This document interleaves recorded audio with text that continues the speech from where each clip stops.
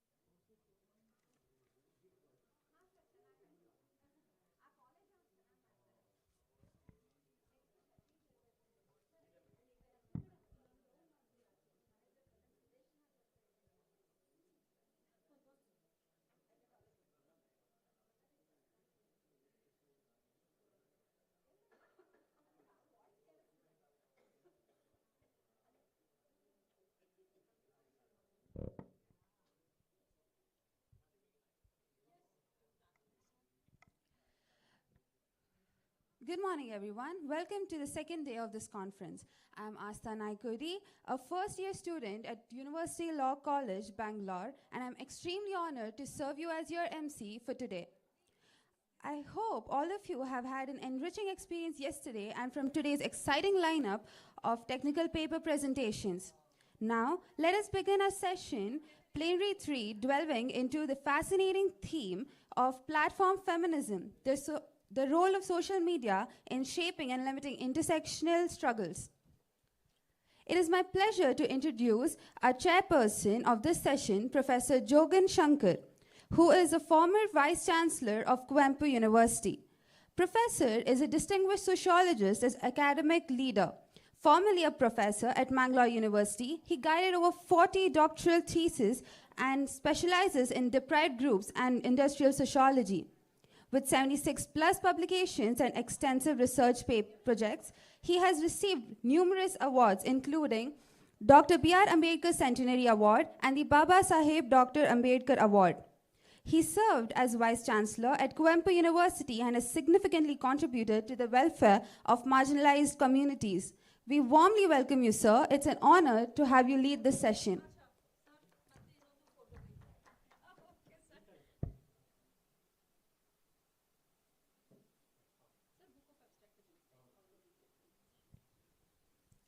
Now, let us hear from our esteemed speakers. Our first speaker is Dr. Devanjan Kuntia, Associate Professor of Sociology at Alliance University. Dr. Devanjan explores the intersection of media, urban spaces, and social issues. With a PhD from JNU, he specializes in the political economy of media and its impact on public conscience. He has held research positions at international universities and is a trained broadcast journalist. His research and publications covers topics like urban populism, media and citizenship, and gender marginalization. He has received awards for his documentary and radio work, focusing on social issues and reaching rural audience. Sir will be sharing his insights on the feedback loop between search engines and journalism in India, a female journalistic-centered study. We eagerly look forward for your perspective, sir.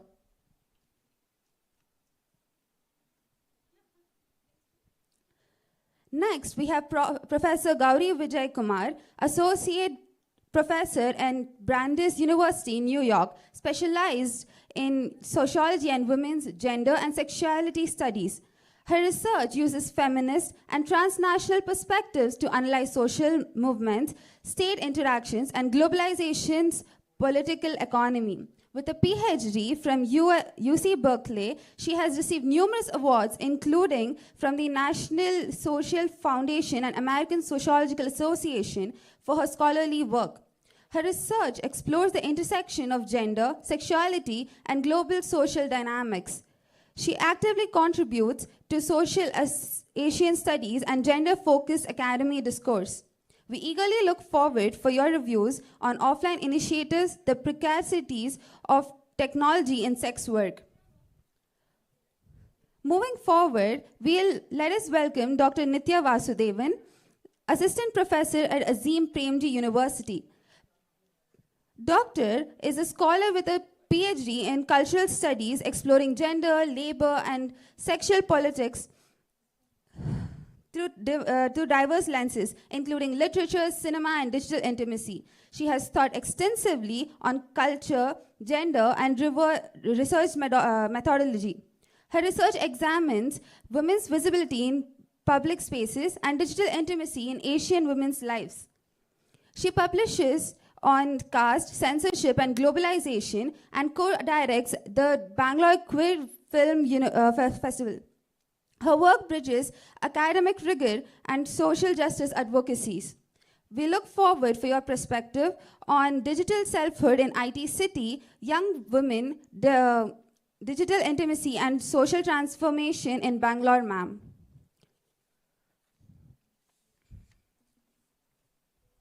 Our next speaker, Sharon Tumbu, is a research scholar at the Center of Women's Studies under the guidance of Dr. Sudeshna Mukherjee and an ICCR fellow from South Africa.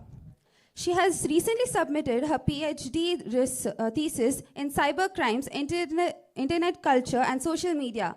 She is a two-time gold medalist, securing first rank in her master's degree in mass communication and journalism at the Bangalore University. With a background in media and communication, her research explores the intersection of gender, technology, and online violence. She has published on topics such as technology-assisted violence against women and digital accountability frameworks. Her work employs qualitative methodologies, including content analysis and grounding theory, to examine cyber victimization and digital rights.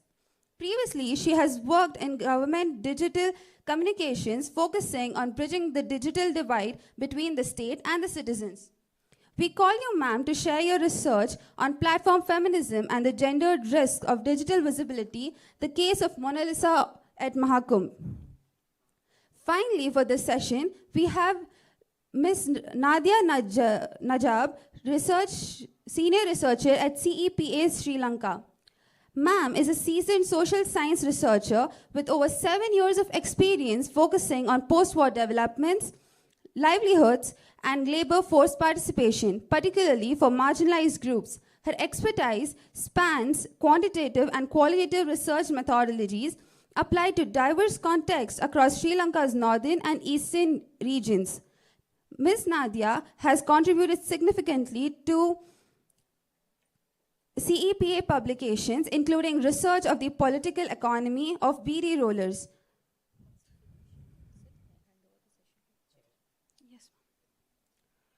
Her work encompasses project evaluation, policy recommendations, development and monitoring, and evaluation using the MEAL framework. Currently, she leads the gender and development thematic at CEPA, ensuring that research and policy outputs are gender sensitive and addresses intersecting factors of poverty like religion, ethnicity, and class. Her experience includes collaboration with international and local development agencies as well as governmental entities, highlighting her commitment to evidence-based, unbiased research. Now, Ma'am will be sharing her insights on digital inclusion or exclusion, gendered perspectives on platform work in Sri Lanka. I would hand over to the chair, ma'am. So sorry. Good morning. Without delay, let us start presentation. My request is, it is limited to 17 minutes. We'll take up discussion only at the end of all presentations. Sir, these three are the physical presentations? Yeah. I expect 2 more people who are on online. Okay. To start with, I request Dr. Dhananjay Kuntia's. Yeah. Okay. Thank you.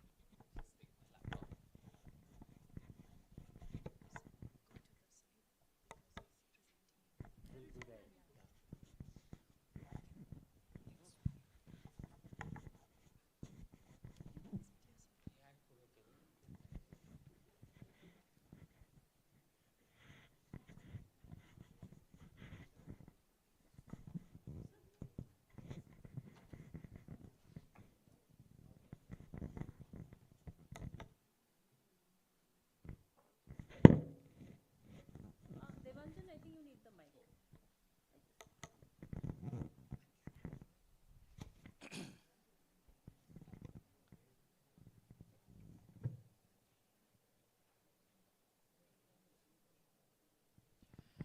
Good morning, everyone.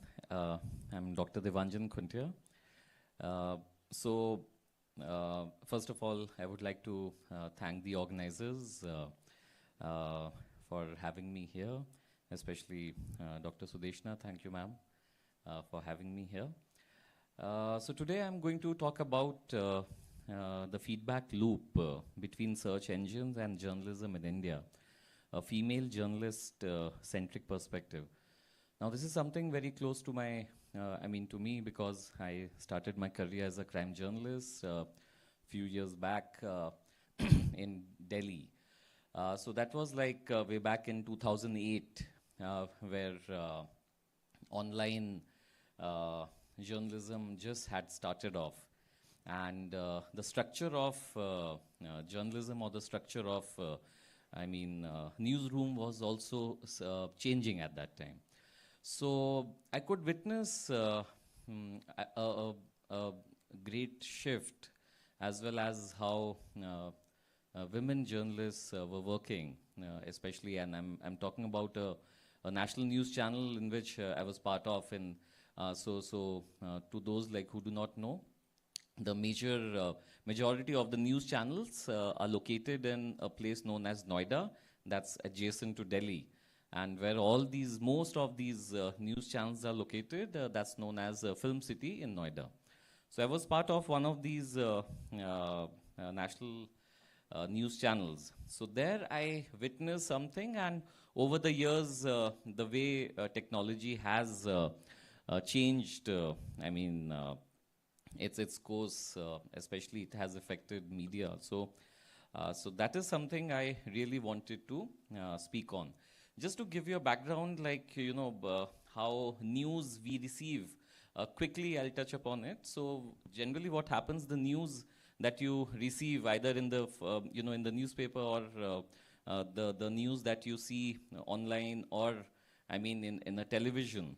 So generally what happens, like in the morning, every day, the editor asks all the journalists to come and meet. Generally around 10:30 to 11:30, there is a meeting which happens with all the journalists in a newsroom. And in that, basically, it is being decided that what major news or the, the major sections should be touched upon. This is how we start, in a particular news channel. But then, interestingly, since the internet has taken over, now earlier, journalists were asked to go first to the field and pick up the news or events.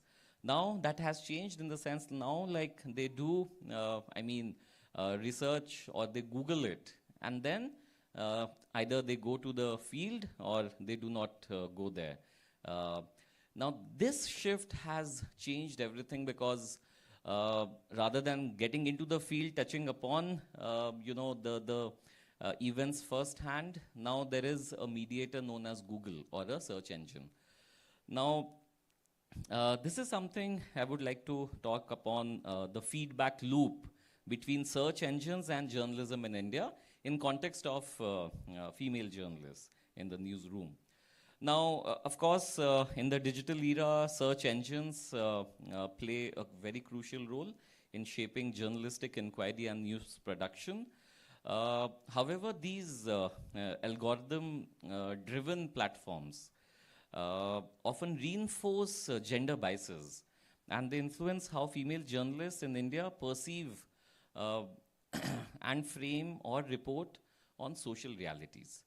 Now, social realities, again, it's not first hand. Again, I'm saying it's coming via a gatekeeper known as Google. So this particular study I've just started in October last year, so hardly 6 months now.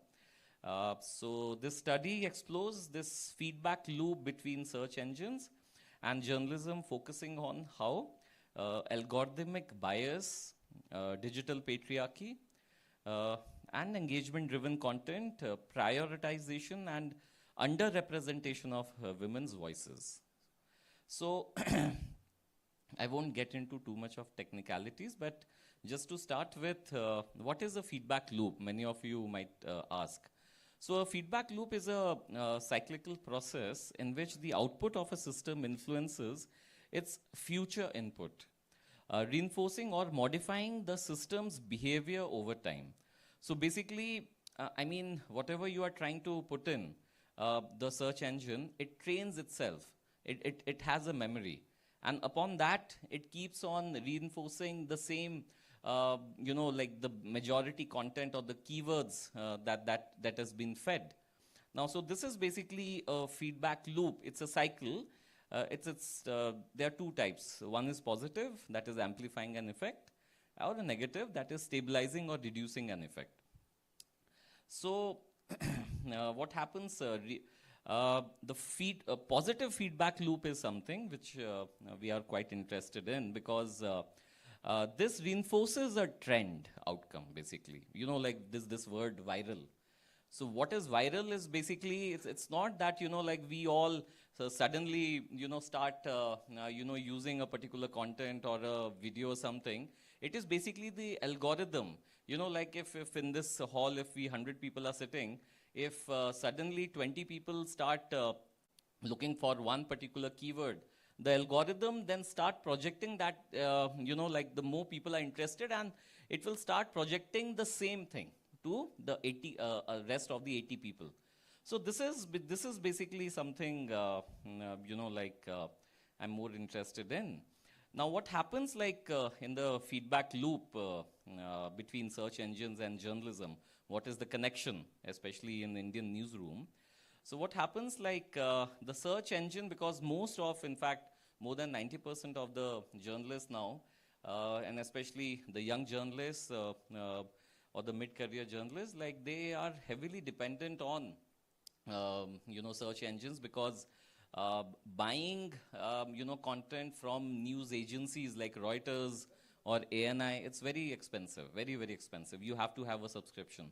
So what they do, like many of the, you know, like news agencies, they just like, you know, would like to save on, and they are not having that. So directly, like they're connected with Google.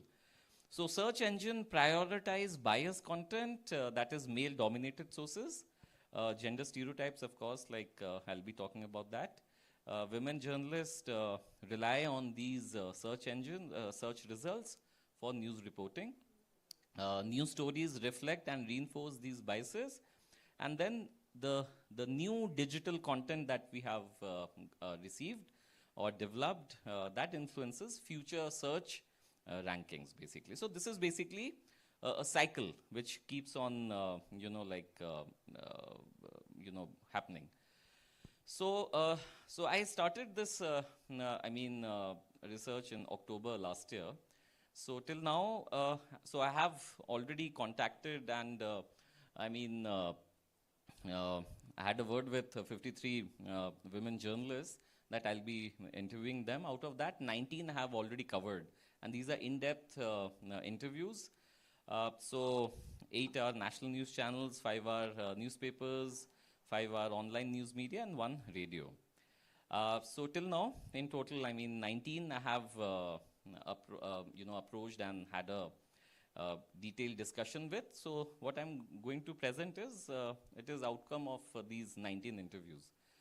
Now, so this is something very common, which of course came in during the discussion about digital patriarchy. Now, it refers to the ways in which patriarchal structures and gender inequalities reinforce, reproduced and perpetuated through digital technologies. So this is something, you know, like a new type of, you know, like gender discrimination, which happens through. Now, in a newsroom, when I was talking to my respondents, so these are something which they, you know, these are some points which came over. That first is online abuse against women journalists that takes place, such as trolling, rape threats. These are very common. Coordinated hate campaigns targeting outspoken female reporters. But even more, this is of course very, very quite important thing. But what they told me that the response of the male colleagues to these threats, to these women journalists. Now, interestingly, they said that the response of the male colleagues is something which is quite, you know, not good for them, in the sense most of the male colleagues are not interested, and they take it as like, ye to chalta hai, or this is something, you know, like part and parcel of your job, so don't take it, you know, seriously. This is something they all told me that they are not very happy about it. Second is, of course, there is a double marginalization of those women journalists who come from the, you know, like a particular caste community, like Dalits or Muslims or Christian. Then, of course, this is something very interesting, gender bias in AI-based recruitment tools. So these days, most of the, you know, like IT organizations or even media organizations, they don't, you know, so when I was working in the media, I mean, thankfully, the printed copies of resumes used to be given. But these days, like, of course, it's via email or a particular software in which you have to feed in. So they don't check it manually, like the HR or the journalists. They don't. They have these AI-based recruitment tools. So so these tools are completely gendered. I mean, so I'll like show it in a while. How it works. So this is how filtration takes place, and many of the women journalists, like I mean, they told me that the young girls who are entering the field, they are being filtered out from the beginning, and then of course under representation of women in digital governance. So this is basically something very interesting. I mean, some of you might say that what is to do with digital governance and tech industries. But then, so like, we also have to understand that post 2010, there is a great shift in Indian media, how it works, especially newsrooms. Now, of course, like we have different beats, political, crime, like sports or something like that. But now it is to do with, advertorials. For example, with especially if somebody is interested in knowing, there is something known as media times treaty. Now, this is something like now, earlier you used to pay for an advertisement. Now that has gone. Now you, I mean, you have to, basically, if you are a particular, organization, you want to, publish your advertisement in any of these news channels or newspapers, you don't have to pay in cash. You do, long-term collaboration with them. They will, like publish your advertisements, but in exchange of equity, your shares, basically. It's a barter system. This is basically happening. So what is happening?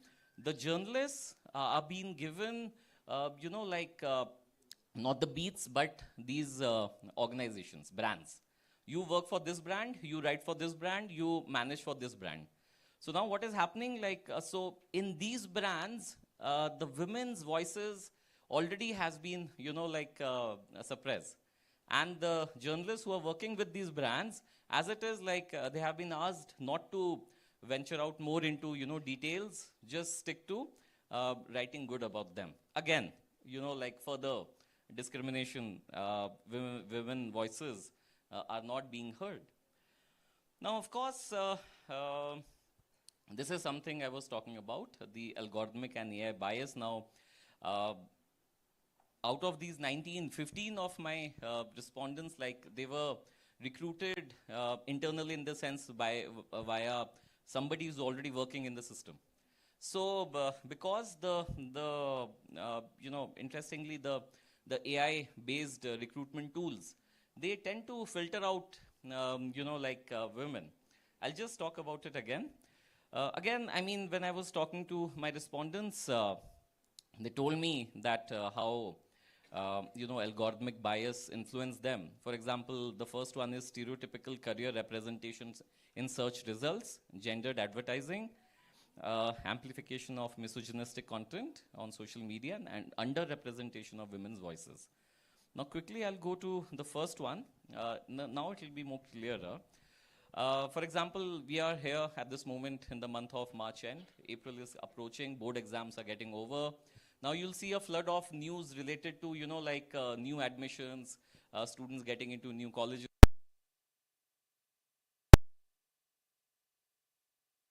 Girls or the preferred, career options for students and all, right? So what happens, so the journalists who are working on this, like of course they are, using Google. Now, interestingly, this particular organization, Breakthrough India, in 2023, they analyzed Google search results for career-related queries. What they found? Best career for women in India, teaching, nursing, human resources, beauty-related jobs. Whereas best career for men, you type, and you get engineering, business, leadership, technology sectors. So this is something which, this is not only, Google is for everyone. Even the journalists are also doing the same. So they are making the story out of this result. So what they are doing, they are, it's a reification of what the idea is all about. I mean, the women should stick to some job roles and men should do it. So this is how, you know, like the women journalists are also not able to justify. Now, of course, there is a bias in training data. So what happens, this is how the, you know, the tool, AI tool, how it, you know, recruits. So basically, there is a, you know, these tools have to be trained. So what happens if, you know, so I checked with some of these, you know, like HR people in these IT as well as media organizations. They told me that how these tools are being, you know, trained over the time. So AI might favor resumes with masculine coded language, example, assertive, driven, ambitious. If you are writing that, so the AI tool will certainly, you know, select males. And if you are using in your resume, collaborative, supportive, these are being considered as, you know, feminine coded words. So AI segregate like this. Even if you don't know, but then, you know, like because of certain words which has been fed into the AI, how the AI has been, you know, trained, the resumes are being, you know, filtered. So research shows, of course, like, I mean, job description with masculine language attract fewer male applicants, reinforcing the bias. Now, of course, this is something very, you know, like what I found, I mean, in this, the AI, not even one single AI tool for recruitment was, I mean, trained for understanding the career breaks, especially for women. Now, AI downranks candidates with career gaps, which disproportionately affects women who are on maternity leave or caregiving breaks. So what happens, like, I mean, if you are writing in your resume or in your, you know, letter that you have taken a break for caregiving or for, you know, like maternity reason, now the AI has not been trained. So it will sideline the resume immediately. And of course, there are some, you know, male-dominated industries. This is how the AI recruitment tools have been, you know, like trained, especially also not only in IT, but also in media. And again, like in 2022, Mozilla, we know it's a search engine, right? So they found that Indian women are 6 times more likely than men to receive ads related to domestic appliances, parenting, beauty products, where men were shown ads for investment opportunities. Again, how we are training the AI, you know, like for us. Again, Flipkart, Amazon doing the same thing. So this is how, I mean, algorithm leads to reification of gender biases, especially in India. Now, amplification of misogynistic content on social media, because these days journalists use a lot of, their presence in social media is there. They tend to use social media for their own content as well. Now, but what type of content, you know, they are using? So the editorial priority is not about, yeah, sure. So editorial priority is certainly, you know, it's more of looking towards or trying to capture the you know, like what people are looking for, or the viral content, because they are focusing more on, you know, like their revenue model, because media these days is based on that. And also, like, I mean, interestingly, I don't know, some of you might be knowing, but these days, journalists work under a brand manager. I mean, the newsroom has changed. Earlier, the editor used to be the highest position. Now, it is a brand manager. Under brand manager, there is an editor, and under that, then there are several reporters.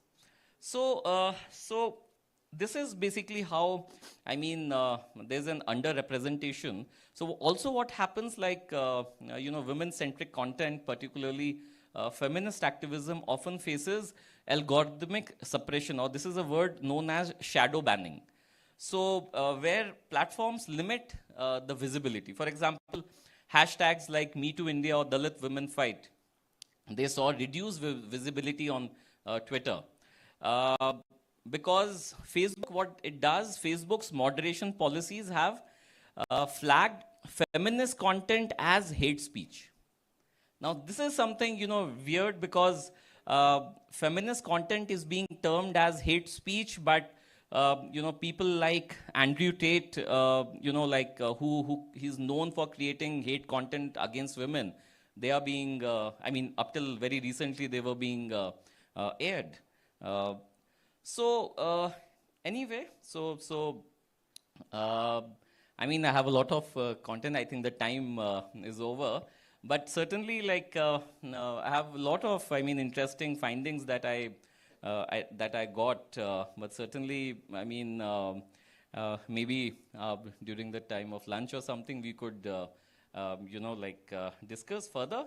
But anyway, thank you so much, and please, connect with me if you would like to collaborate or know more about how the algorithmic bias, is changing the whole structure of newsroom.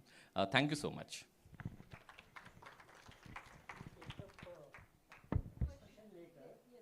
Now, may I request Dr. Nitya,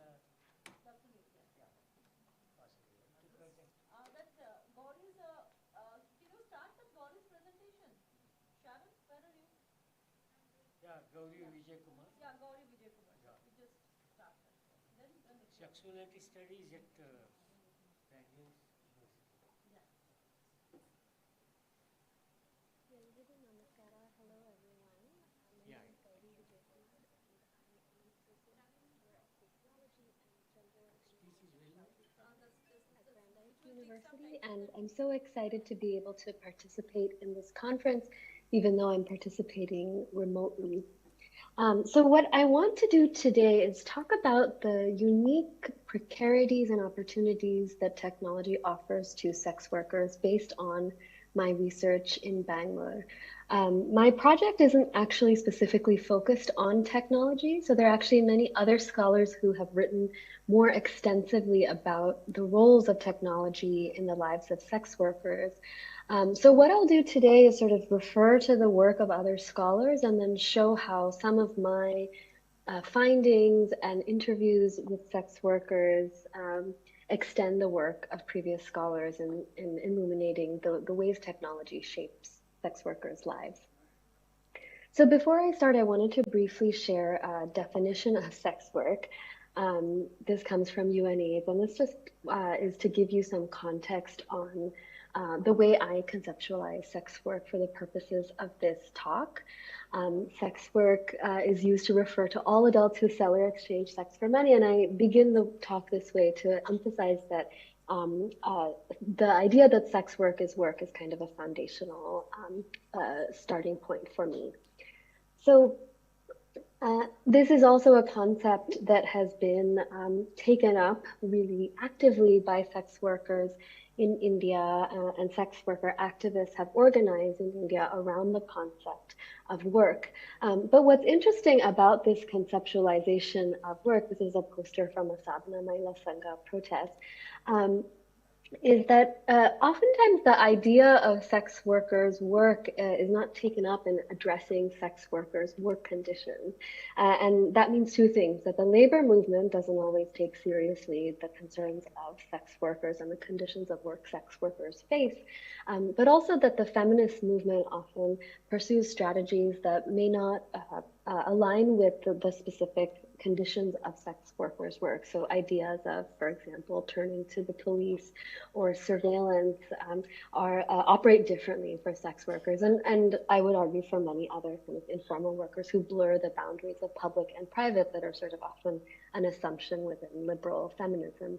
So this is actually an excerpt from the Sex Workers Manifesto of 1997, where sex worker activists argue that sex work needs to be addressed as work, and once once commentators move beyond this idea of sex work as morally sinful, they may be able to actually discuss the needs and the demands and the working conditions of sex workers.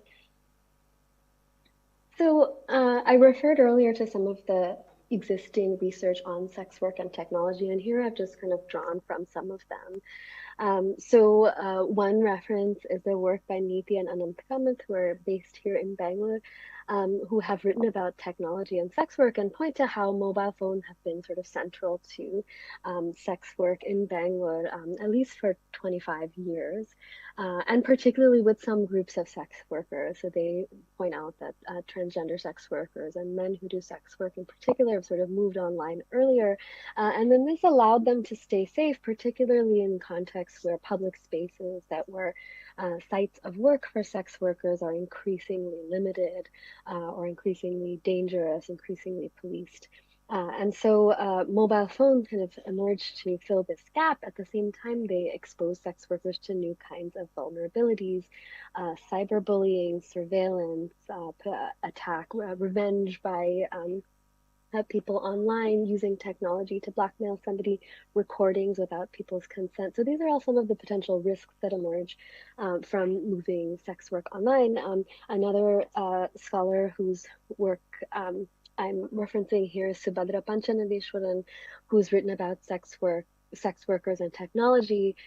In this 2017 paper, she and colleagues point out that 81% of sex workers they surveyed used mobile phones for work in some way, and over half said it was their primary mode of soliciting clients. And in this piece, they really talk about how sex work enabled greater privacy and anonymity, connection to clients, being able to maintain long-term links to clients, but also generated some risks of further exploitation and violence as well. So as we see in many areas, technology is a double-edged sword for sex workers. Collectives have also managed to use technology in creative ways to support sex workers. So one is referred to in this paper of Samba Shivan from 2011 talking about how mobile phones can be useful tools for sharing information about microcredit schemes or nutrition resources, health information, and things like that. I'll talk a little bit about the study that I am drawing on. So this is a larger study of workers in Bangalore who are migrants largely. And I looked at 4 groups overall. So this is kind of a table of all of the interviews I conducted all in the last year, in the beginning of 2024 up until January of 2025. So I'll focus here on the interviewees who were either current or previous sex workers. So that includes both cisgender women and transgender women, so 32 and 22 in each of those categories respectively. And you can look here for sort of a sense of how these interviews played out. So I'll give you some background data as well on these interviewees. So among the cis women sex workers, one thing that I think you can see in this data that I'm presenting is that most of the women I spoke to were either currently or previously doing other types of work. So sex work wasn't always or mainly their source of income for some, and sex work often existed alongside other types of work or had been chosen after other types of work had failed to meet the demands of sustaining the family. You can also see a little bit of information about the demographics. 84% were local migrants from either Karnataka or Tamil Nadu, or some from Andhra Pradesh. Mostly mothers, 91% had children, and most had below 10th class education. You can also see sort of 47% SCST and levels of indebtedness around an average of 2 lakhs of debt, average income of 13,000 rupees per month. And this is all very difficult to document because income actually varies so much month to month. So these are very much rough estimates of what income and debt look like. They change and are very fluid for a lot of sex workers. And this is sort of a similar table looking at the transgender interviewees. Similar demographics in the sense that 86% were local migrants. The education levels were a bit higher in this group. Incomes levels were also sort of on average a bit higher. though not always the case. There's a lot of variation within this group. Levels of indebtedness I documented were higher, though I'm still sort of working through this data, and 50% were SCST. Some of them were no longer doing sex work or doing sex work more occasionally. Most of them were also doing bhiksha or collections to earn money. So I'll now turn to what I see as some of the opportunities and precarities that technology offered to my interviewees. So first, opportunities. So many of my interviewees talked about how sex work was more safe when it was pursued indoors through technology. It was more safe from the public. It was more safe from disclosure from close family who sex workers might have been avoiding sharing their work with, and it was also safer from policing and violence from the public, gundas, and the public in public spaces. And many of the people I talked to also saw the use of mobile phones, and this used to be, phones that sort of increasingly become WhatsApp and Instagram, and of course there's also apps like Grindr and things like that. So there are many different and WeChat. So there are many different ways that people use technology that I'm sort of conflating here. So there's a lot of variation that needs to be studied further. So many of the sex workers I talked to also described expanding livelihoods, but this comes with a caveat, of course, because I did interview some sex workers, particularly older sex workers, who had not been able to make the transition into using mobile phones for solicitation, and were not able to use apps to find clients, and so their incomes were really impacted by the fact that so much of the industry has moved online in recent decades. So this kind of transitions into some of the precarities. So as I mentioned earlier, new forms of violence emerged for my interviewees through the widespread use of technology, including surveillance and recording by clients, but also by members of the public. And then also one interesting kind of finding was also about how the social dynamics of payment play out. So how the exchange of money changes when payments become digitalized. So I'll talk more about each of these. So first, the safety of indoor sex work. I've just given you one quotation here as an example. So this comes from Priya, who's a cisgender woman I interviewed back in 2012, actually. So here she's talking about how her phone changed her life. So she says, without this phone, many of us would have no life. Many people have dropped and broken their phones. I have not broken it once. Tell me why? Because this phone gives me my daily food. I keep this here safely. Only through this do I get customers. And she also talks here about how it's dangerous for her to solicit in a public place, but the phone enables her to find clients more safely. She ends by saying, the phone is almost like my husband. So this is one example of many accounts from sex workers telling me about how doing sex work through the mobile phone enabled them to do sex work more safely, have more autonomy, more control, more negotiating power in the interaction with clients. This second quotation is from a transgender sex worker I call Bhagya. These are all pseudonyms, by the way. And Bhagya did video chatting with people as part of her income. So she also did lots of other things, but this was one of the things that she did for income. And she started doing this during the COVID pandemic. So here she is talking about clients she has who video chat with her from villages.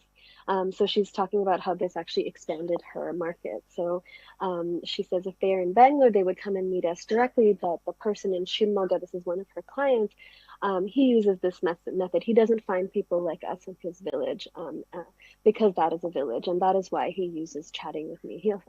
Even the man in Koppara is the same. He also lives in a village, and that is why these things go on more on social media. And I asked her if this increased during COVID, and she said yes. We learned we could do all these things during COVID times.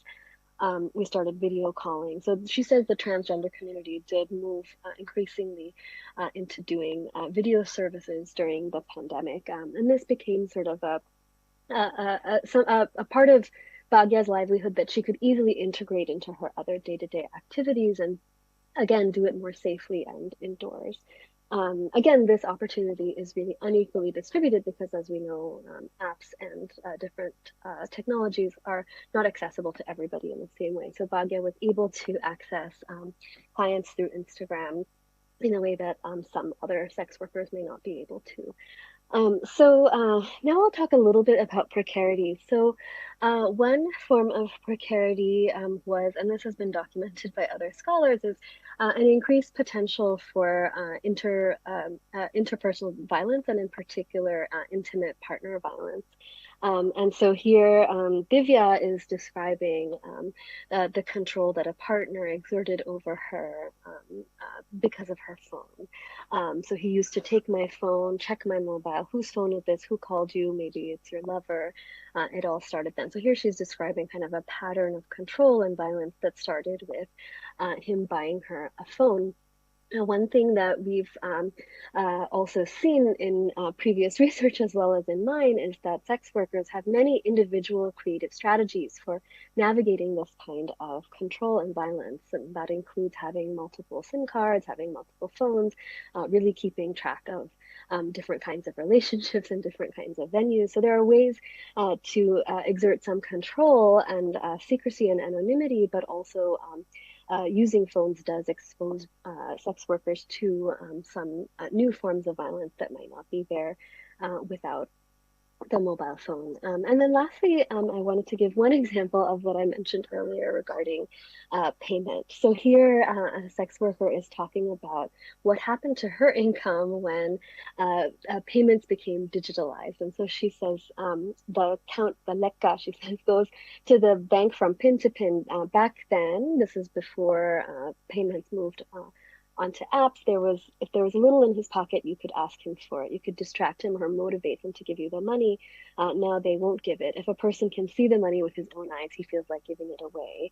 And then she goes on to sort of use this as an opportunity to critique the note devaluation that happened.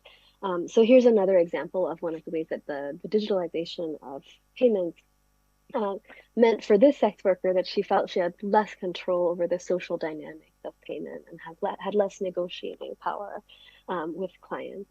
So this is just, scratching the surface of all the different complexities of technology for sex workers.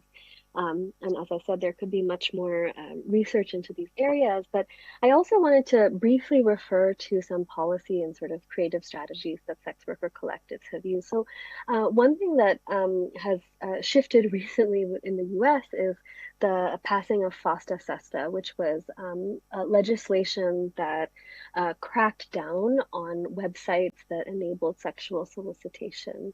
And what happened after this was that sex workers were increasingly pushed out onto the street and increasingly subject to violence. And so sex workers vehemently opposed the passage of FOSTA SESTA. It's one example of how efforts to purportedly create safety for women are often actually dangerous and restrictive for sex workers and impact deeply their livelihoods. And so I wanted to now turn to some of the ways that sex worker collectives have responded. And so one I refer to, just in talking about FOSTA SESTA, is that sex worker movements have pushed back against restrictive policies. Sex worker collectives in India have a long history of responding to negative representations of them in public media. So here's an example from about 15 years ago when VAMP in Sangli responded to the screening of a documentary called Prostitutes of God, which portrays some of the members of the collective. And here they say, in the age of the internet, women in countries far away who used to be the objects of white people's gaze with no right of reply now have access to the representations that are made of them and the technological means to answer back. And I point to this to show how sex worker collectives have learned how to turn the tools of technology to gain control over them in order to respond to some of the ways technology is used to sort of claim the narrative about them. One other recent example is the YouTube influencers in Bangalore who do kind of sting operations and film sex workers in public, often kind of damaging their anonymity, putting them in grave danger. And one thing sex worker collectives have done is to respond to this by filing charges against some of these influencers and pushing them to take these videos down. So these are just some examples of ways that sex worker collectively and individually have responded to some of the precarities and vulnerabilities and violences that can emerge through the uses of technology. So just to end, I wanted to reflect a bit on some of these strategies and point out that feminist strategies that rely solely on state surveillance as a way to extend protection often endanger sex workers. And so sex worker collective have a history of turning to different kinds of strategies to maintaining safety, of screening clients, of sharing safety strategies, of checking up on each other and supporting one another. And so generalized attacks on internet freedom that are pursued in the name of the protection of women can undermine these kinds of strategies, and sex worker led approaches to making the use of technology safer, often much more promising for improving sex workers' lives. So I will end there. Thank you so much for having me, and I look forward to the rest of the conference.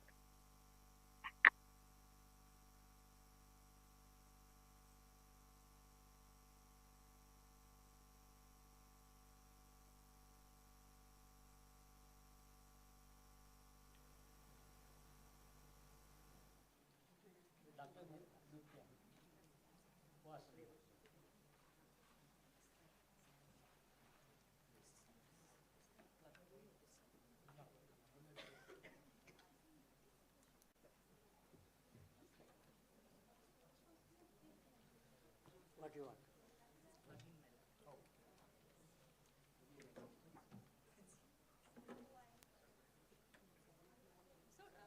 Sri Lankan person will come like.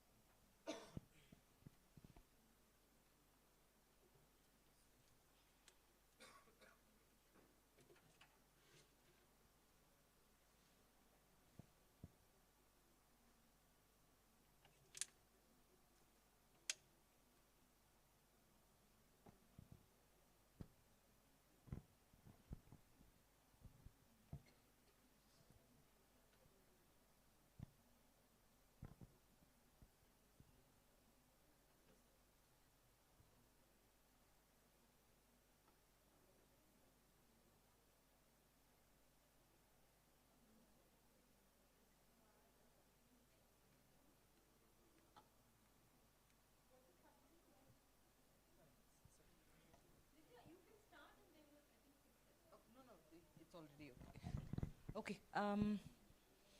Hi, and I want to start by thanking Dr. Sudeshna and the Center for Women's Studies for having me here today. And I hope you had a great first day of the conference yesterday. So there's no way I'm going to finish this presentation on time. So I would be grateful if you cut me off when necessary, right? So, and also told me when there are about 3-4 minutes left, so I'll wrap up with some dignity. But, so, okay, can we have the next slide? This, are they changing or can I?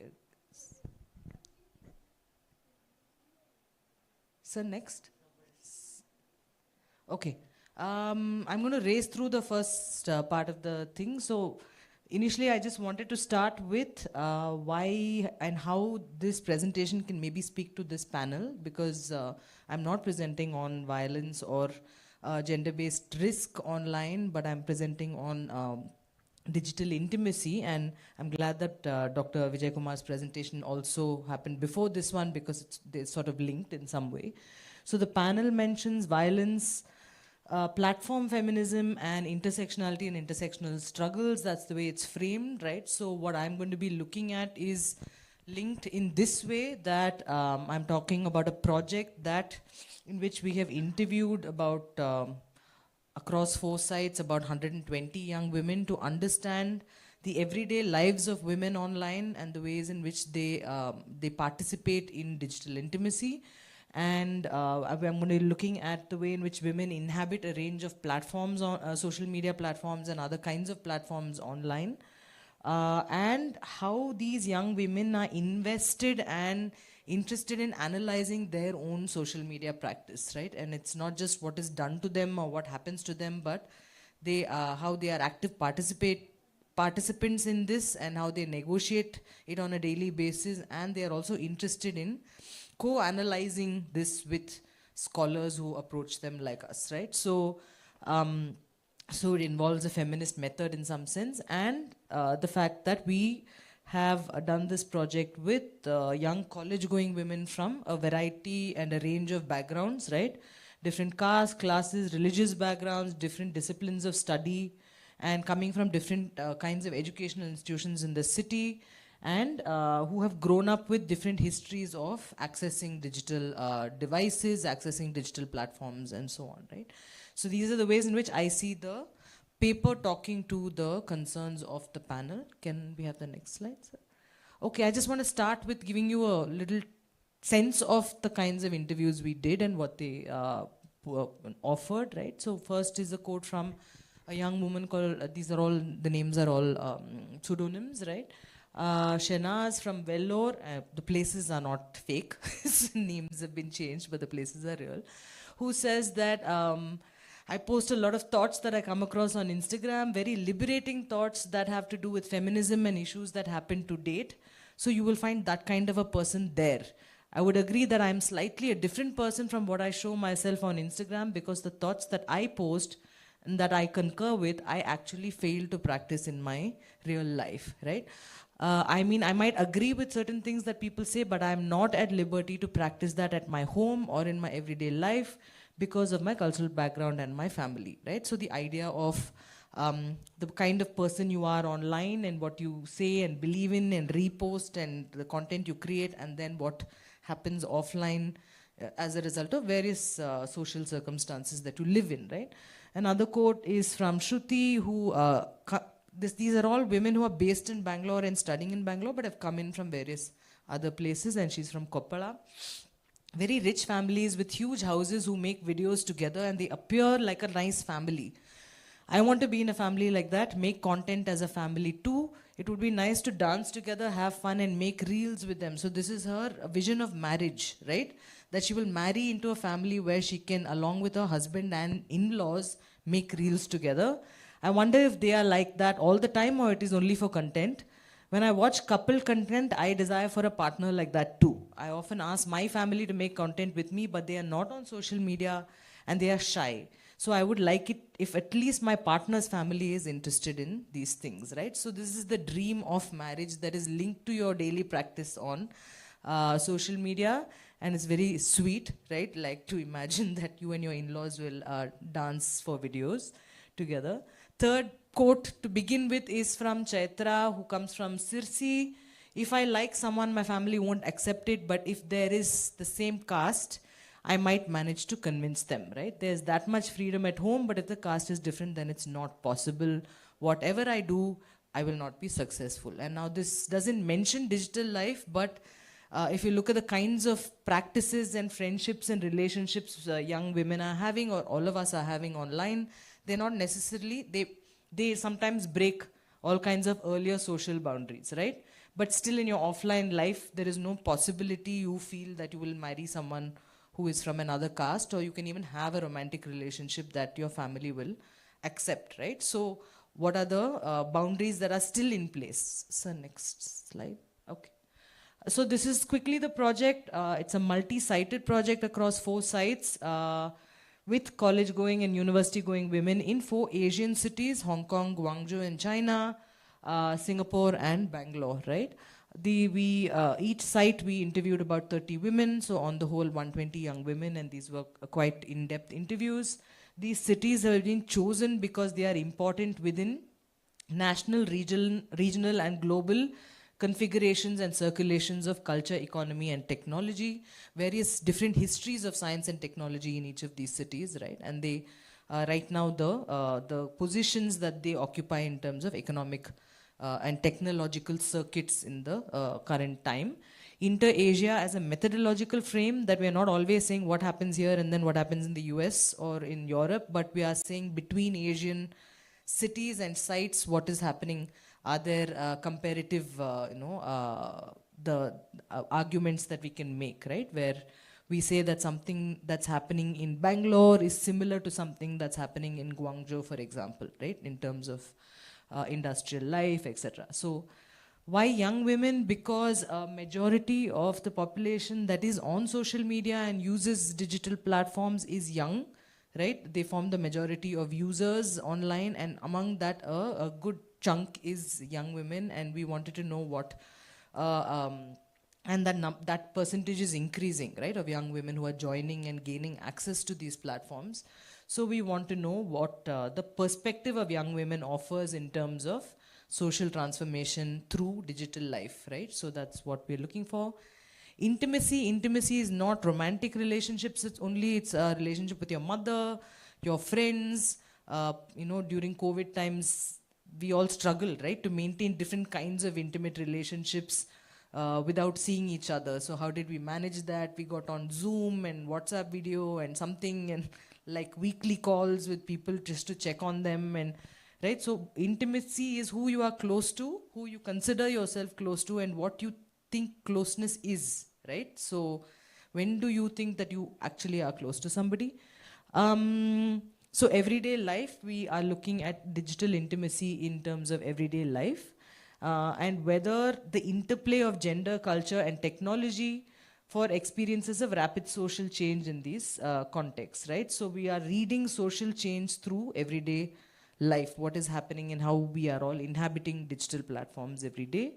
The disciplines this kind of project speaks to and addresses are youth studies, feminism, digital humanities and inter-Asia cultural studies. And the kind of method that it uses, how we analyze, is drawing on an earlier shift from ICT4D is ICT for Development Framework, which the questions it asked were, do women have access to these technologies? Are they skilled in the use of these technologies? And at some point, many scholars started shifting from this framework of analysis towards a focus on the digital everyday, right? What is leisure? How do we participate for entertainment in digital life? How do we use it for our work, right? How do we use it to build relationships with people, etc.? How do we negotiate intimacy and harm? Sir, previous one, sorry.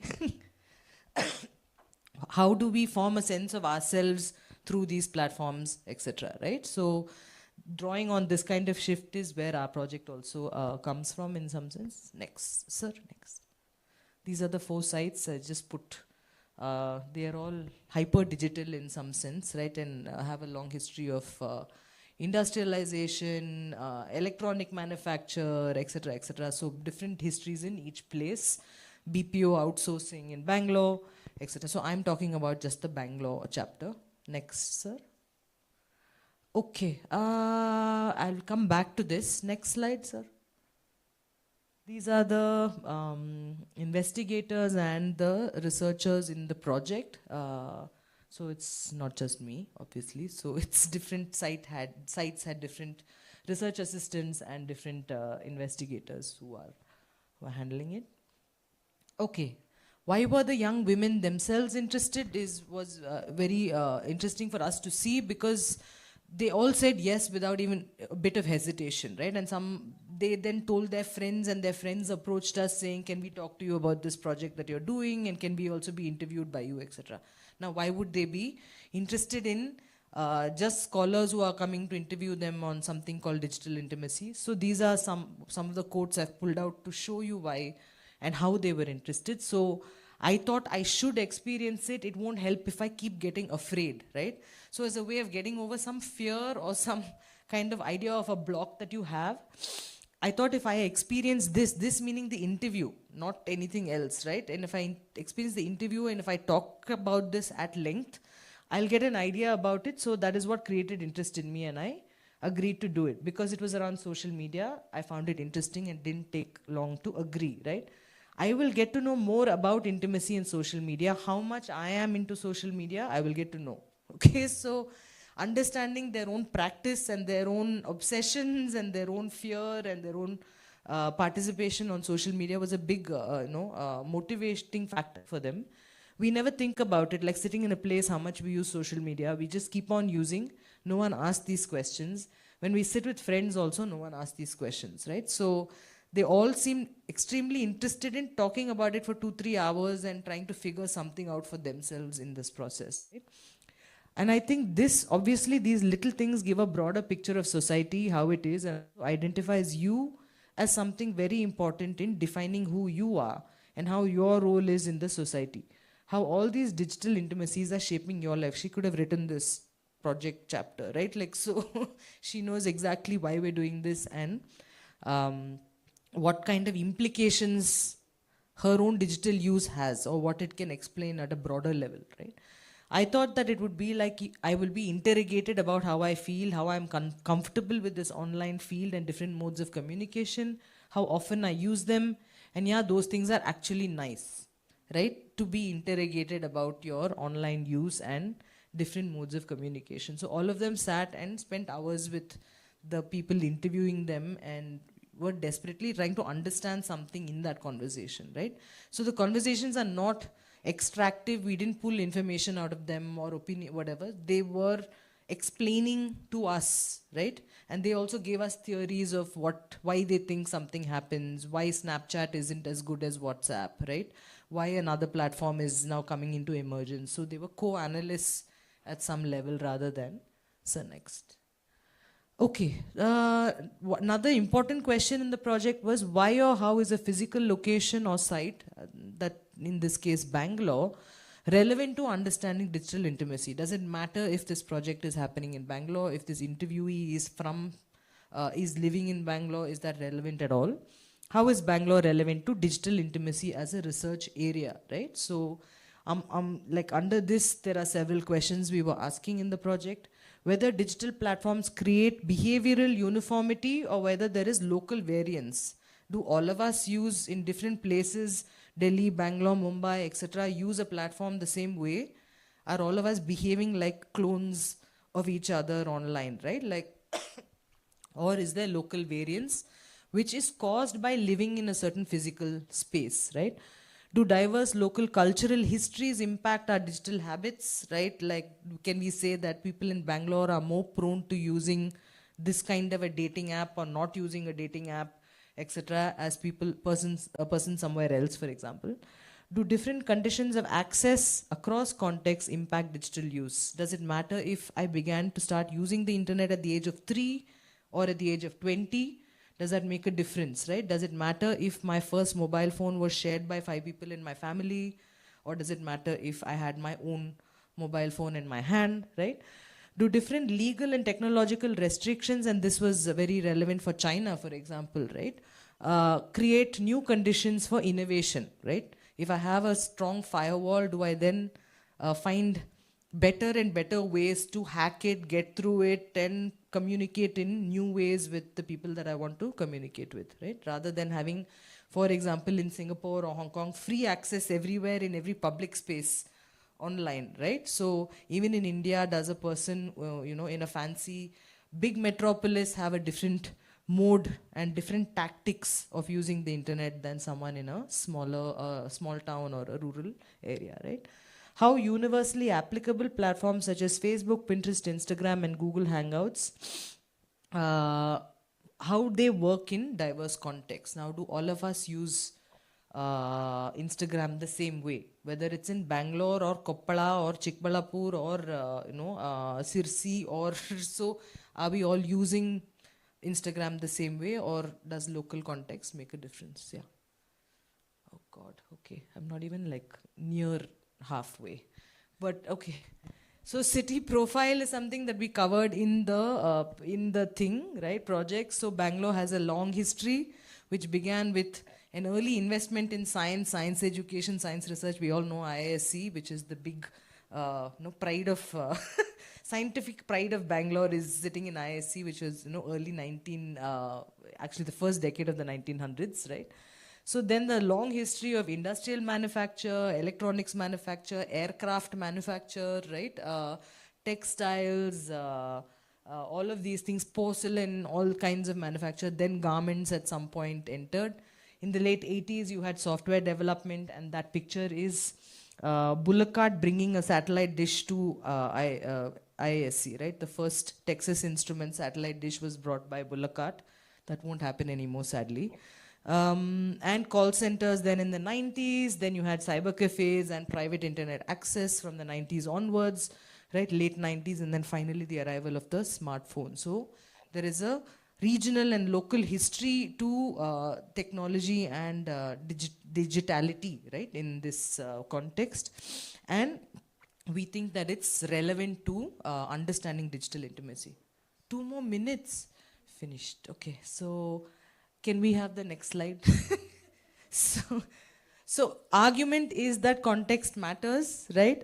Social economic background matters. History of access to technology and digital devices matters. Histories of migration, that's the map from which all our participants came to Bangalore, right? Matters. Language that you speak and the language in which you use the digital platforms matters. Educational background and career plans, family structure, relationship with your family, economic, cultural histories of each site, and relationship between a local and a virtual. Now, this is too complex and too whatever to get into.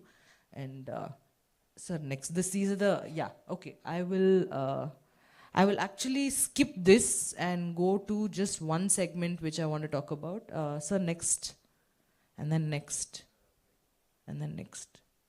Okay, next.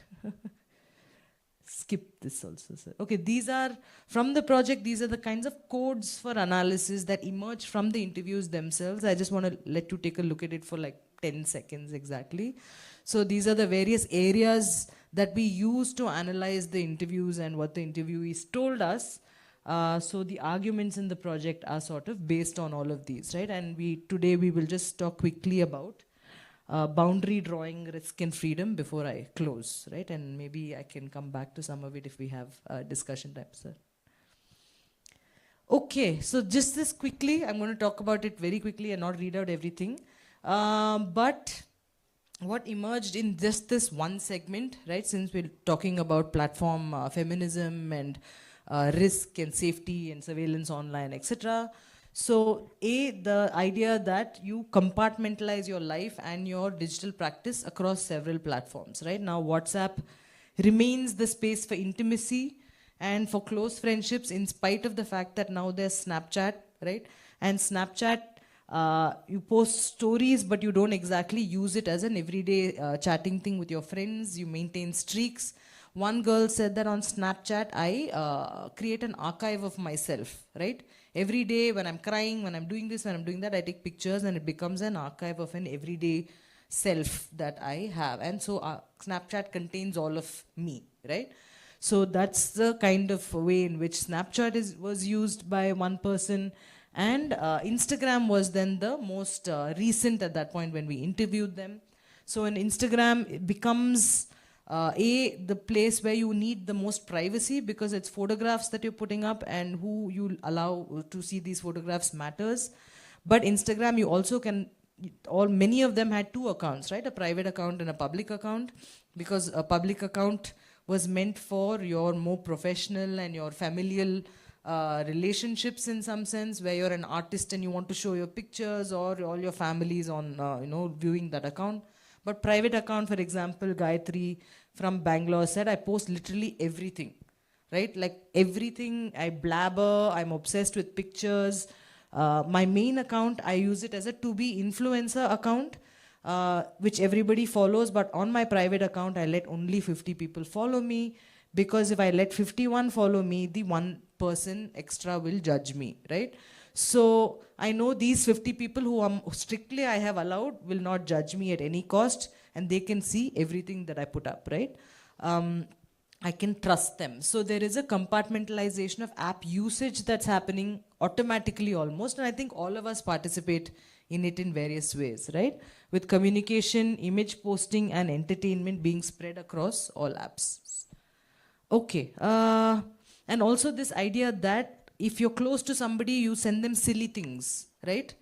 That never used to be the case. We understood closeness as having deep conversations or being able to tell somebody your deepest secrets. But here it is, if I'm close to someone, I share weird stickers or emojis, right? If I'm not close to someone, I can't send these things to them because it's a more formal kind of relationship. School friends, the memes, everything, whatever video I get laughing in those laughable things, I immediately share them, and everything occurs in digital mode. So an everyday kind of intimacy means you share whatever you get that you think is remotely funny or silly or will make your friend smile, right? And if someone stops sending these things, it's a problem. That means there's a problem in the relationship if you're not getting silly memes and whatever. So also, anonymous groups, right? Your relationship with strangers is the first time where you can go and, be in a group with 300 people you have never met, will never meet, and you can tell them your deepest secrets, right? So more than you tell someone who you're very close to offline. Family relationships, right? Different accounts for family, right? And different, for example, if I'm having fun, I would post it on Instagram where my family is not. Right? But on Facebook, where my family is, I will put up other kinds of more serious things. I prefer Instagram over WhatsApp because there is a little bit of adult supervision on WhatsApp, right? So that's the kind of boundaries you draw and the differences that you make between different platforms. Relatives are very conservative, right? My mom is like, you can wear anything you want, but don't let people talk, right? So for that, I installed Instagram, and I like to upload a story every day. So also mothers now have to manage not just how their children are with families and in public situations, but also how their children appear online, right? So it's an older mode, but that has to adapt to digital life. And the fear that you'll be seen as posting too much, right? That you're too active on social media, that means you're some kind of a bad girl, right? Like that you are loose, or that you're going to meet boys online and you're going to do things that your family will not approve of, over-posting, right? That she's always active on Instagram is a bitchy comment somebody can make about you, right? So, next, sir. I'm wrapping up in exactly 1 minute. I'm very sorry, yeah? So, romance zoning, all of us know dating apps and Bumble and other things, right? But so the fact that you can, on Bumble, you can switch from dating to becoming a best friend and vice versa. On Facebook, you can go from being a best friend to dating, like that on, so Bumble and dating apps are not just for romantic relationships, they're also to get to know people and make friends. They are also to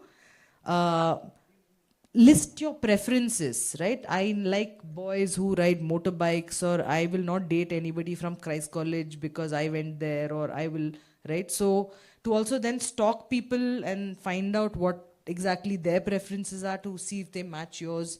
It's a new mode of relating to someone, right? So that, and coming to safety finally, right? Is that all these girls seem to think of safety as instinct almost, right? And even though it's a digital platform, she says, I see the profile, I don't know, I have that intuition within me that this is not safe, right? How do you know that something is not safe? How do you learn safety online? And they have grown up learning safety online. And they have then developed various methods to ensure their safety online, right? Like I don't accept followers that don't have mutuals, right? And among those mutuals, it has to be people whom at least I know them to some extent.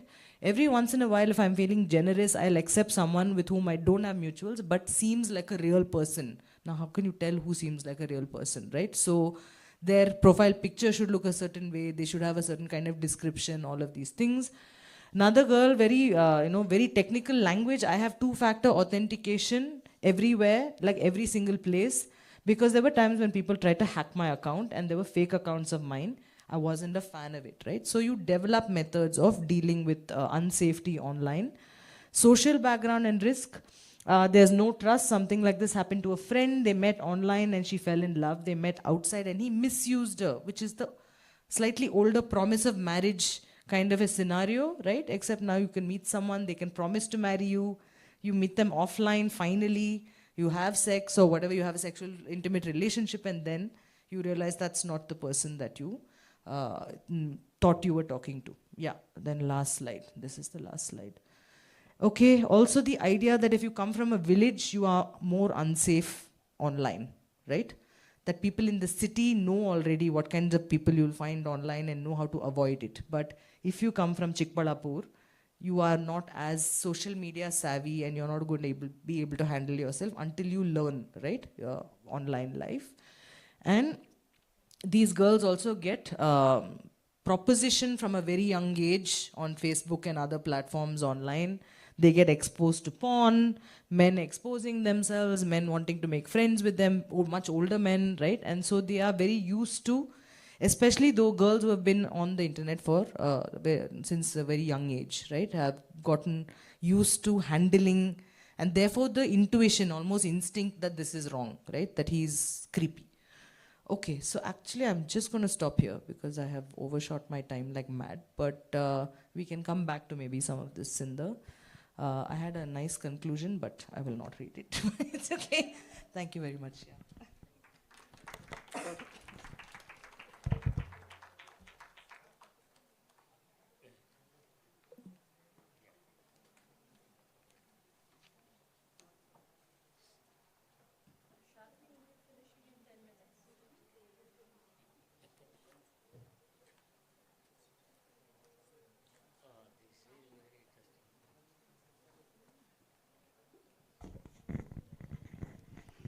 Good afternoon, everybody.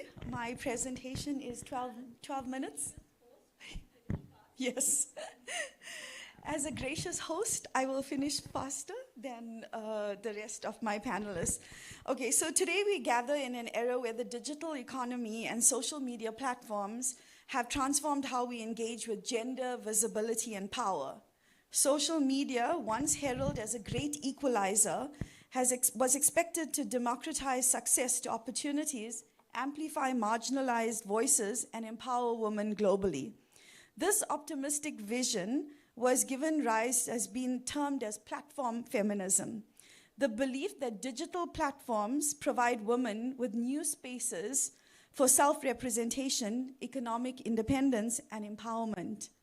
Platform feminism is a dynamic and multifaceted concept that has emerged in the digital age, encompassing various ways in which feminist ideas, practices, and resistance are mediated through digital and non-digital platforms.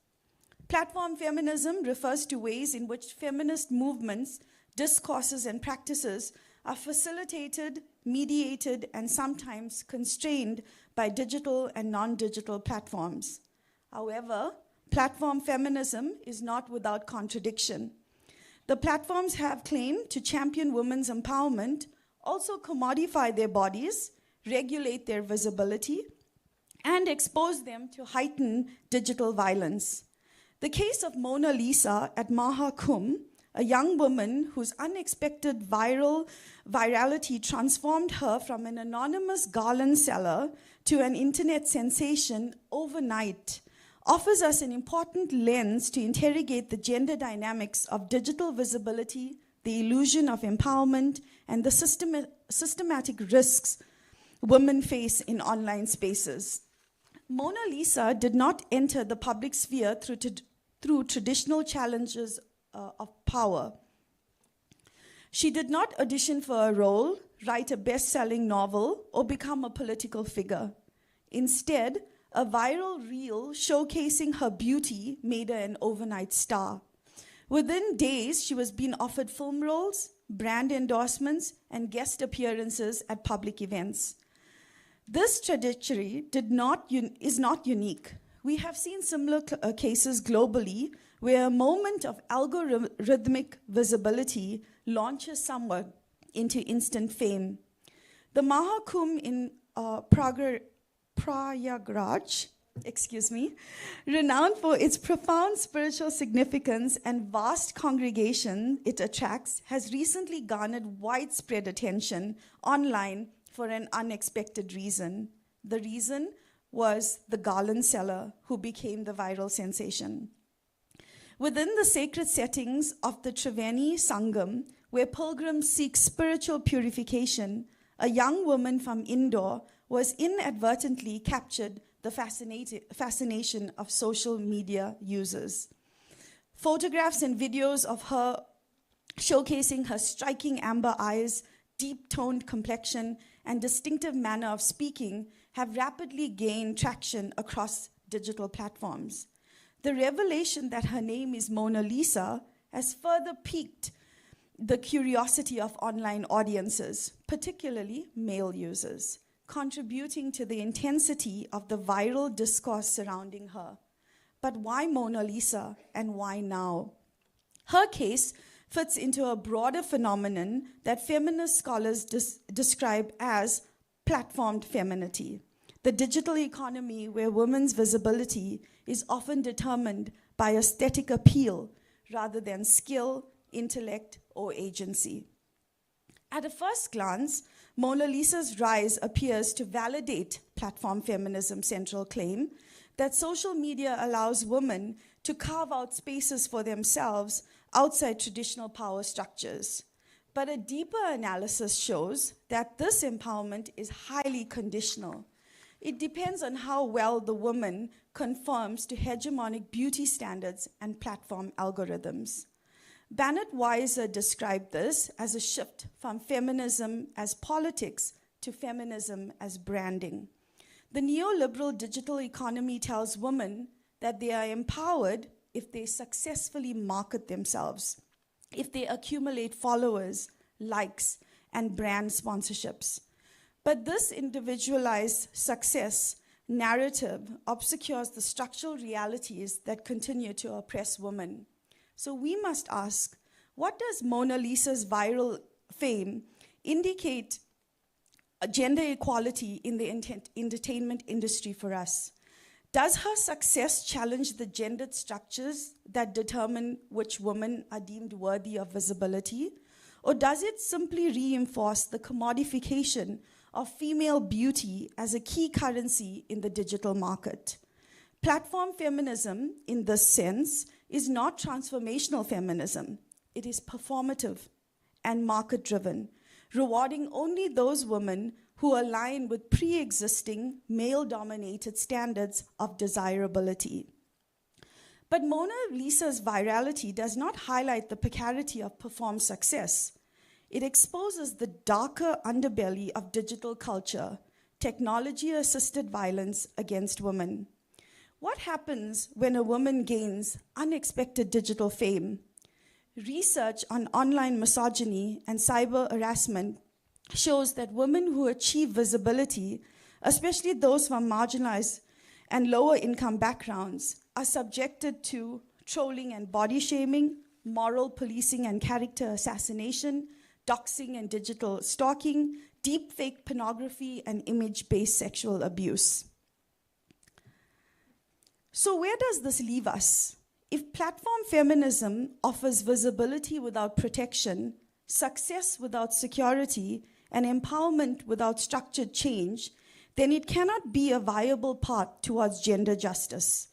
What we need is a critical feminist intervention into digital governance, one that goes beyond celebrating viral success stories and instead demands accountability from platforms, governments, and industry profiting from gendered digital labor and violence. As scholars, activists, and policymakers, our role is to challenge the illusion of digital empowerment and push for a regulatory framework to protect women from technology-assisted violence, the algorithmic accountability, support structures for women navigating digital fame, and a shift from platform feminism to systematic feminism, one that moves beyond the individual success stories of women who make it online, and instead prioritize the dismantling of gender power structures within digital capitalism. Because true empowerment is not about visibility alone. It is about agency, security, and systematic change. Mona Lisa's story, like many of the women before her, reveal both the possibilities and the challenges of digital visibility. But rather than seeing this as a cautionary tale, let us view it as a call to action, a reminder that women's participation in digital culture should not come with conditions, vulnerabilities, or exploitation. Social media has undeniably opened doors for women to tell their stories, to create new opportunities, and to build communities of solidarity that transcend geographical and social barriers. The power of digital feminism lies not in the individual success alone, but in the collective strength of women who use these platforms to uplift, support, and protect one another. Yes, there are risks. Yes, the structures governing digital platforms are still shaped by capitalist and patriarchal forces, but women have never been passive participants in history, and we are certainly not passive now. Mona Lisa's rise to fame is not just about the power of the algorithm. It is about the power of visibility, representation, and challenging narratives of what success looks like for women in the 21st century. Rather than rejecting digital spaces, we must reclaim them. Rather than allowing platforms to dictate the terms of our empowerment, we must build feminist networks that ensure women are not just visible, but valued, protected, and supported. And this is not just about changing the system. It is about rewriting the rules entirely. To create lasting change, we must go beyond the issue. We must act. The fight against cybercrimes targeting women demands not just policy reforms, but a radical transformation of digital spaces, societal attitudes, and legal frameworks. We must dismantle the patriarchal structures that embedded in online culture, hold perpetrators and platforms accountable, and equip women with tools and the protection that they deserve. A safer, more equitable internet is not an abstract ideal. It is an urgent necessity. The time for half measure is over.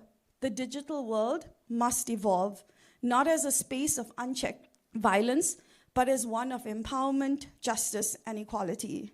Ladies and gentlemen, my name is Sharon Tambu, and I'm passionate about researching cybercrimes, and I'm passionate about eradicating cybercrimes against women. And through my work and my research, I pledge to create a safer space online where all women can thrive, free from violence, free from fear, and empowered to shape their own digital futures. Thank you.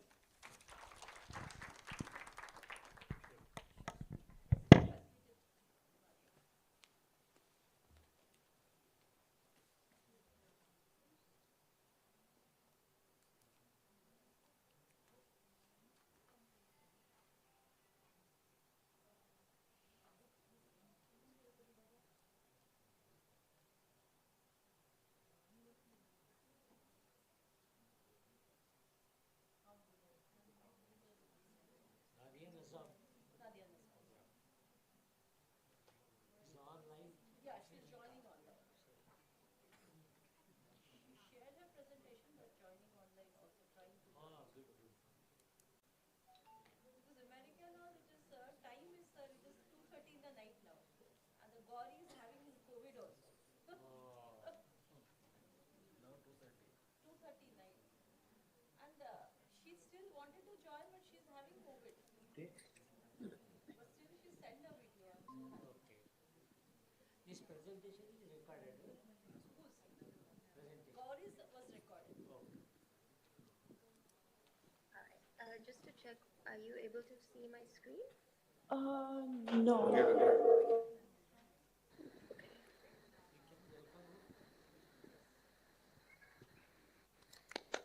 we please welcome Nadia?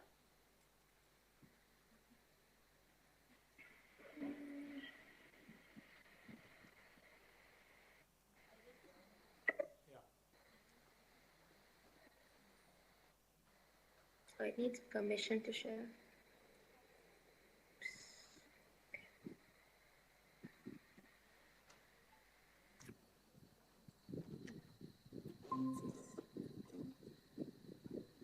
Welcome, Dr. Nadia.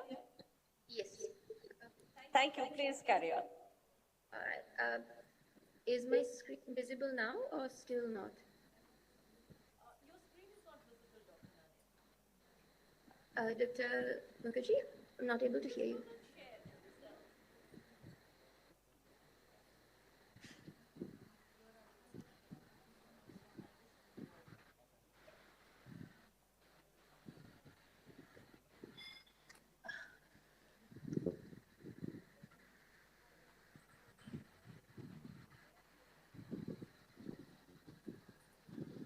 Share. Hello. Is my screen visible now?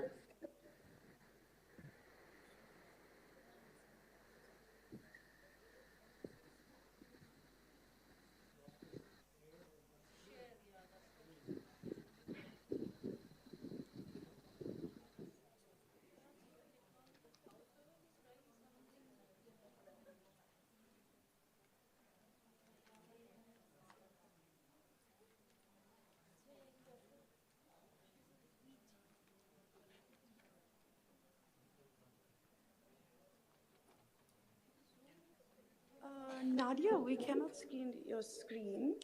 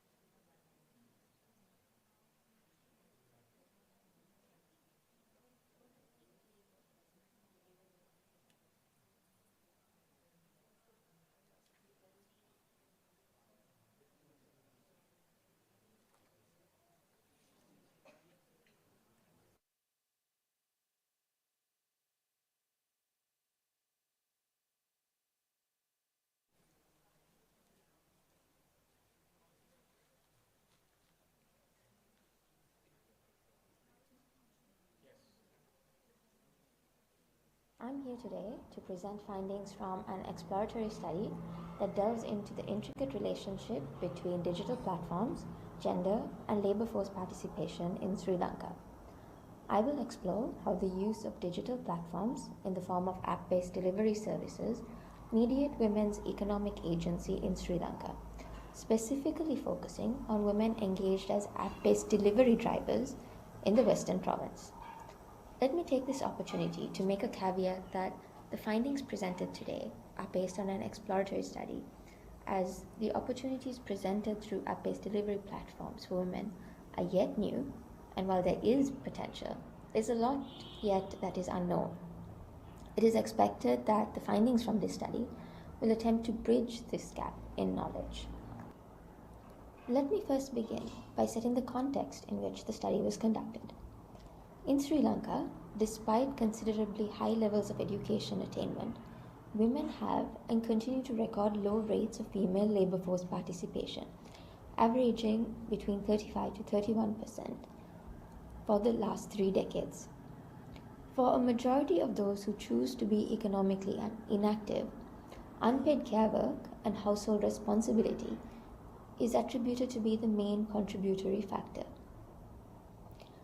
The gig economy is rapidly transforming work structures globally, and Sri Lanka is no exception. The digital platform work is increasingly becoming significant as it changes how we see work and also creating more opportunities, with an increasing number of women now considering this as a viable opportunity, although their numbers are still significantly lower than their male counterparts. Now, while the national internet and mobile phone penetration is reported as high, it is crucial to acknowledge the existing digital divide with regard to both access and usage of digital services, with the average utility concentrated in the Western province and among households residing in the urban sector. It is also of note that app-based delivery was only launched in Sri Lanka in 2018, and it is a sector still in its infancy. However, it is of note that at the time of conducting the research, both app-based platforms operating in the country were engaged in a drive to enroll more women on the platform. So the study used a critical feminist lens to analyze how these platforms both challenge and reinforce existing social structures and gender norms. It also considers the precarious nature of platform work and the trade-offs between flexibility and the lack of welfare social protection. This study adopted a qualitative approach for data collection, which involved in-depth interviews with 25 app-based delivery partners, as well as conducting interviews with key informants who represented industry experts, academics, and platform company representatives. We pursued a snowball sampling methodology to identify respondents. As their work hours were uncertain and subject to frequent change, the interviews were conducted via phone during off-peak hours of work and based on the respondents' own convenience. And in an effort to minimize any loss in earnings as a result of participating in the research, respondents were compensated in the form of a per diem. The average age of the research study respondent was 35 years old, with the youngest respondent being 28 and the oldest being 60.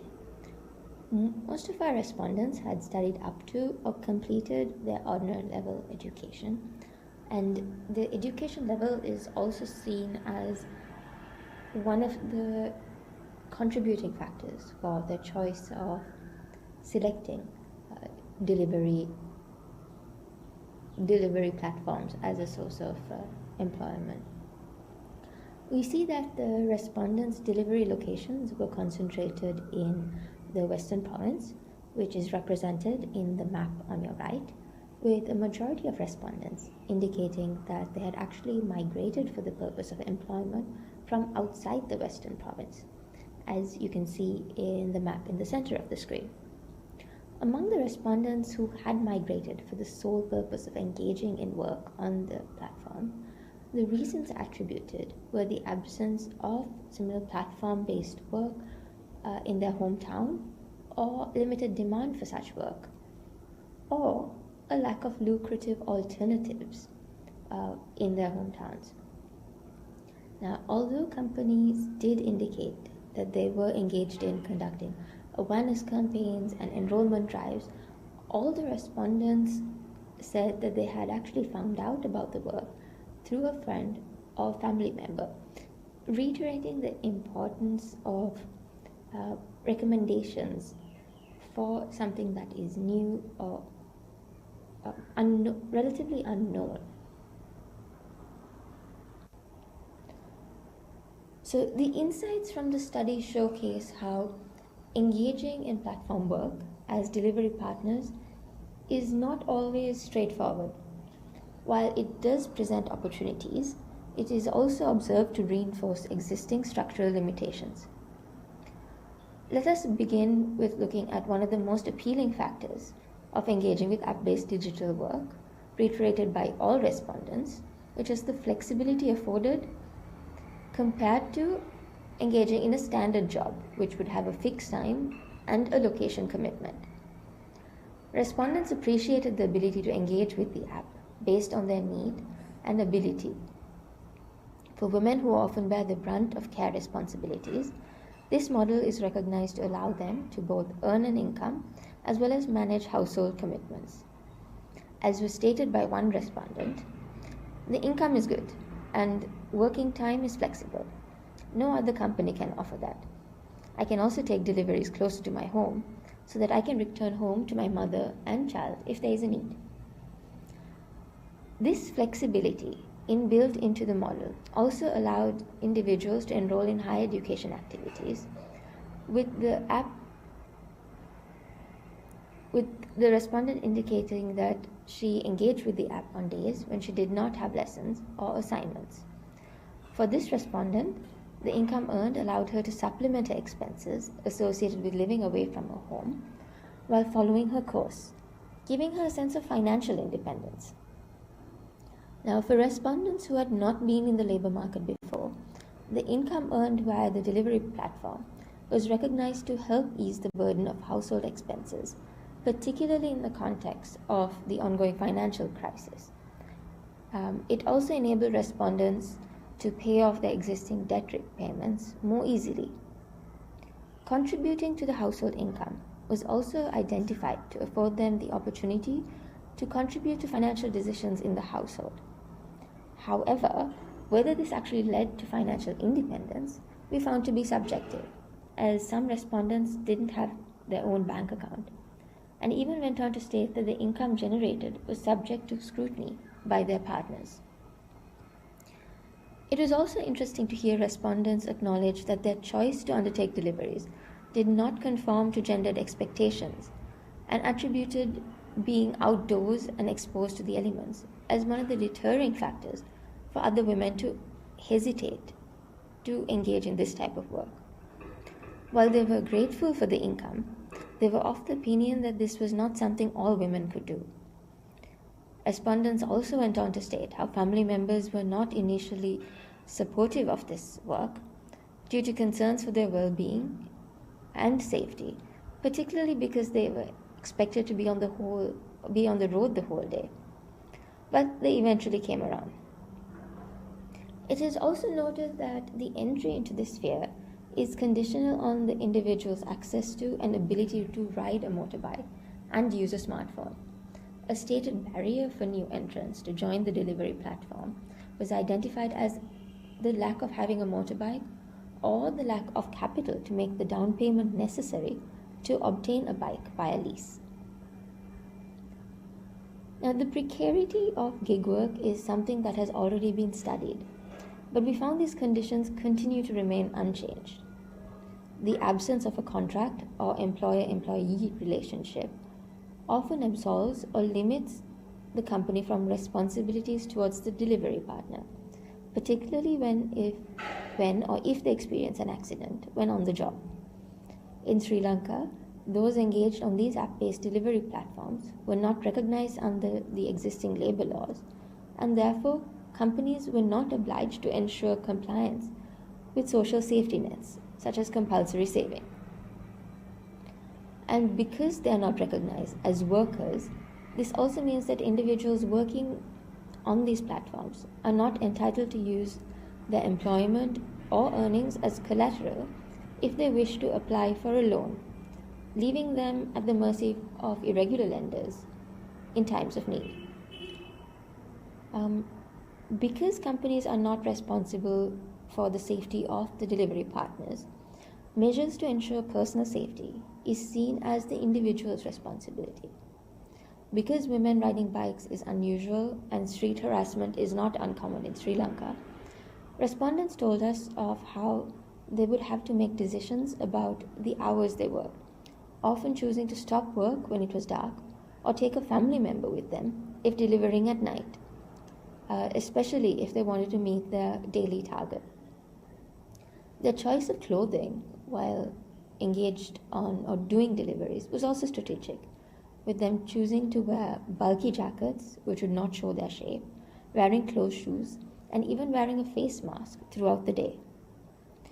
The choice of digital vertical to do deliveries instead of, say for instance, rideshare was also an informed decision with considerations for personal safety, as it was meant to reduce the risk of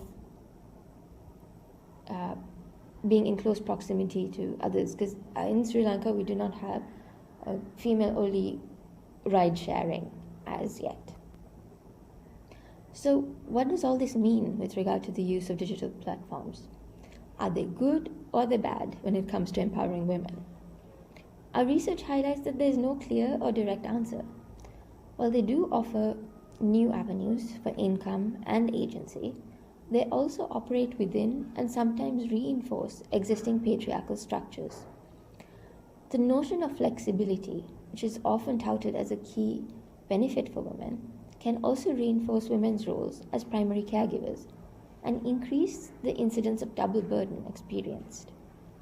We also find that simply earning an income does not mean that women are afforded financial agency in their decision making, and this is something to consider.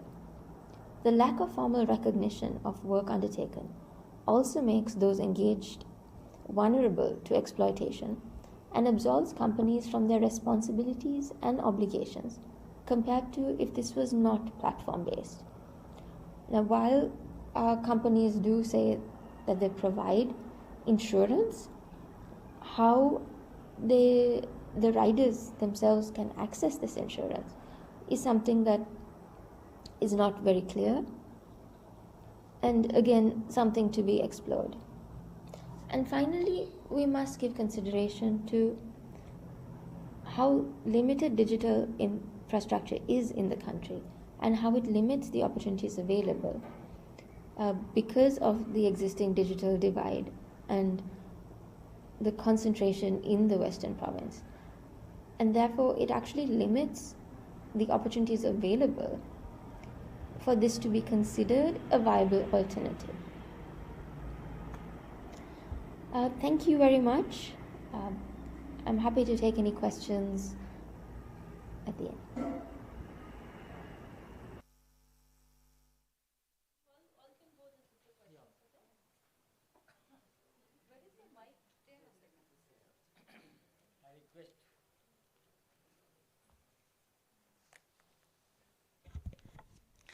I request Sherin Thambo and Dr. Nityaji and Devanjan Kuntia. And online there are people. And so far you heard presentations. I request you to kindly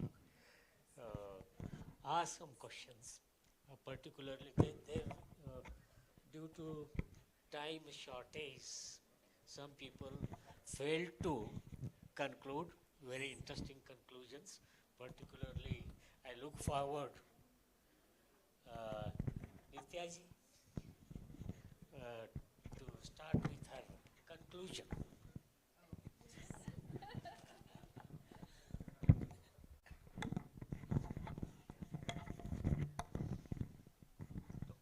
Let me see if I can. I don't think there's one conclusion, but okay, let me see. 1 second.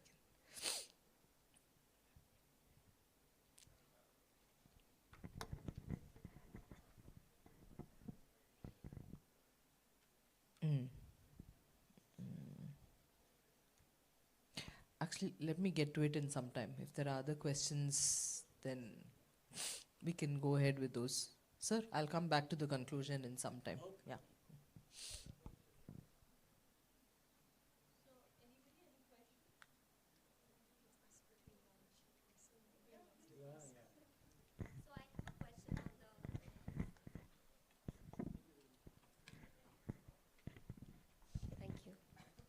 So my question is on the algorithmic bias in the search engine, right?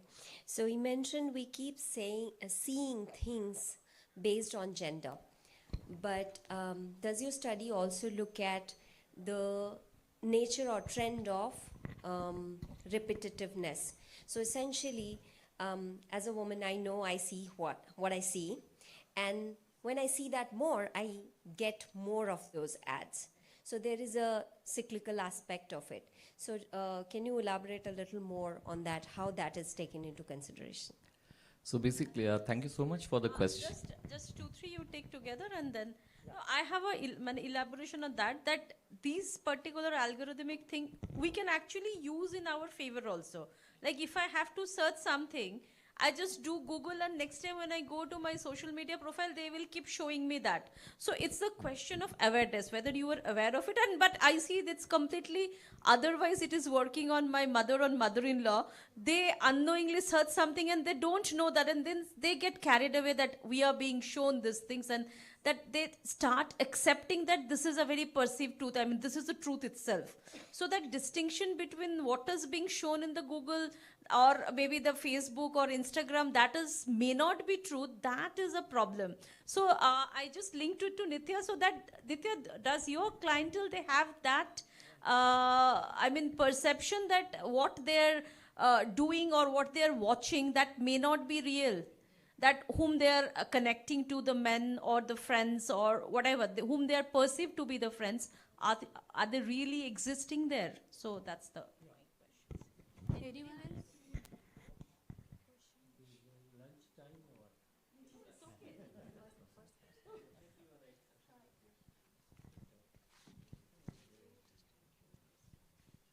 So thank you for the questions. Interestingly, let me combine both the questions. So the first question, I mean, like, what do we see? And especially in context of the women journalists, basically. So very interestingly, I mean, like, the algorithm, you know, like, it makes, you know, like a set of or a group of, you know, like algorithmic options which is being offered. Now that set, basically within that set, whatever individually we are consuming, we think that it is our individual choice or individual repetition of, you know, the things that we are seeing. But interestingly, like, it is something beyond that, because it is a set of, you know, like options which tends to revolve around the algorithmic, you know, priority which the AI has already, you know, like decided on the basis of the maximization of the views. So that is like, it's really interesting, because like, you know, it's just like going to a mall and, you know, like thinking that like this is my choice, you know, a particular shirt or a color that we are buying. But then on a larger scale, it is certain options which has been already decided for the shoppers. So in the same manner, the content that we are, you know, consuming has already been decided. It's a set within which we have to, you know, like pick and choose, and within that, like, you know, it's a cyclical thing which keeps on, you know, happening. For that, you know, like, we have to, I mean, train the AI tools. If, you know, like, we cannot, you know, breaking the cycle is very difficult. Yeah, thank you. My response to your question, Dr. Sudeshna, would be, you asked if they know these things are algorithmically driven or are not real, or that their lives online can also not be. I would say yes and no, both in two different kinds of ways, because, for example, for a young woman who has only had a phone for the last 3 years or something, since she joined college or since she started working, etc., I mean, those young women had very fixed ideas of what is good internet and bad internet, right? That distinction was there, that these parts are good internet and useful and you learn things and you get exposed to new things, but this is the bad internet, right? Another point is that all of them across the board had a very strong idea of what is authentic and inauthentic online, right? Including people. Like, I am not my real self online, or, you know, we're forced to put forward only a certain kind of personhood online, and therefore everybody I meet is also being fake, right? That kind of idea is very strongly there, so I want to get off all of it. But at the same time, as you saw in the quote, the aspirations are also fed by what the algorithm is showing you or what the feed is showing you on all of these platforms, right? What kind of partner I want, how my relationship should look, and what kind of family setup I will have after marriage. All of that is being fed, and there's no idea necessarily of that's not real. I still want that kind of a romantic relationship, etc. So, and we didn't come across very complex notions of algorithmic, right? Like, I'm being shown this ad only because I know Googled it last week on my phone, kind of thing. So that really was.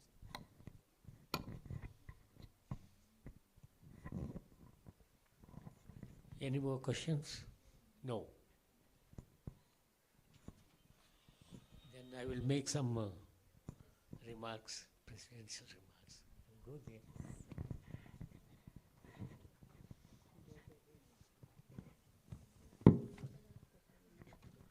At the very outset, I am grateful to Dr. Sudeshna Mukherjee. I fondly remember working with her in Mangalore University on a project, very big project, infrastructure study of 10 coastal cities. Yeah, she's a very meticulous researcher and very inspiring teacher. And she invited, because we worked, otherwise I am a very odd man here. I came here, I requested Devanjan Kuntia to how to off my new iPhone. I didn't know how to close it. He has done it. This is a very, very difficult situation for me because we studied old sociology. Through old sociology, we wanted to understand new society. That was the problem. Now, new concepts relating to new society are being framed here. That way, this is going to be a pioneering step in strengthening sociology once again. I never heard certain words.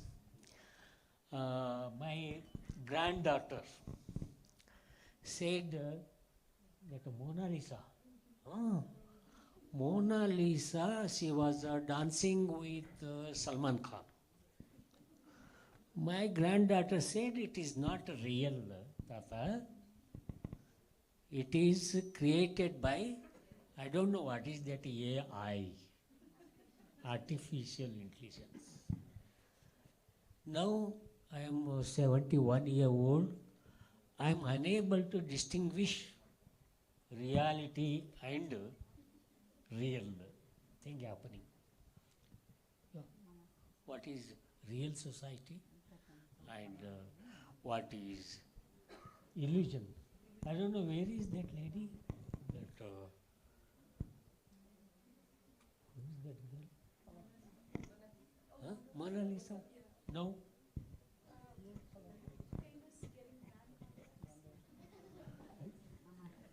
I don't know whether she disappeared. You created and you made her disappear. No, sir, she forced to because there is so much Huh? intrusion in her private life that Yeah. her family had to restrict. And all her community, no, they are trying to brand them as representatives of most beautiful women on earth, that are tribes. I don't understand these things. Yeah, people who take birth in that community are most beautiful, and this concept of beauty is also being manipulated and recreated, commodified. It is with great honor and a privilege that I stand before you today to formally make some observation on this plenary session. I'm really enlightened. This platform, feminism, the role of social media in shaping and limiting intersectional struggles. This topic is one of immense relevance in today's digital era, where social media has become a powerful tool for advocacy, dialogue, and mobilization. It has, in fact, revolutionized feminist discourse, providing a platform for marginalized voices while also introducing new challenges that require critical engagement and analysis. In the contemporary landscape, digital platforms offer unprecedented opportunities for intersectional struggles. Actually, this allows activists to connect across borders, amplify their voices, and challenge systemic inequalities. But I was actually disappointed. You are talking about algorithms, and still the caste is so tenacious. Caste, that preference-wise, still caste is playing very, very strong tenacity. However, as we celebrate these advancements, we must also recognize the inherent limitations and dangers. Algorithmic biases, online harassment, and the co-option of feminist narratives by corporate entities. It is imperative that we scrutinize these issues and work towards creating inclusive, safe, and impactful digital spaces for everyone. Today, we are privileged to hear from very, very esteemed but young scholars who have dedicated their research to unpacking the complexities of digital feminism. Let us take a moment to acknowledge the profound contributions by them they bring to this session. ದಯವಿಟ್ಟು ಅವರಿಗೆ appreciation ಆಗಿ clap ಮಾಡಬೇಕು. Doctor ದೇವಾಂಜನ್ ಕುಂಟಿ ಅವ್ರದ್ದು contribution ಭಾಳ interesting ಅನ್ನಿಸ್ತು ನನಗೆ. The feedback loop between search engines and journalism in India, a female journalistic centric study anta. Okay, he has observed three things: examining the impact of search engine algorithms on the visibility of a female journalist's work, visibility, understanding biases of digital journalism. Machine actually bias ತರಲ್ಲ ಅಂತ ತಿಳ್ಕೊಂಡಿದ್ದು ನಾವು. ಮಷಿನ್ಗಳು bias ಅನ್ನೋದು ಮನುಷ್ಯಂದು ಅಂತ ತಿಳ್ಕೊಂಡಿದ್ದು ನಾವು. ಮತ್ತೆ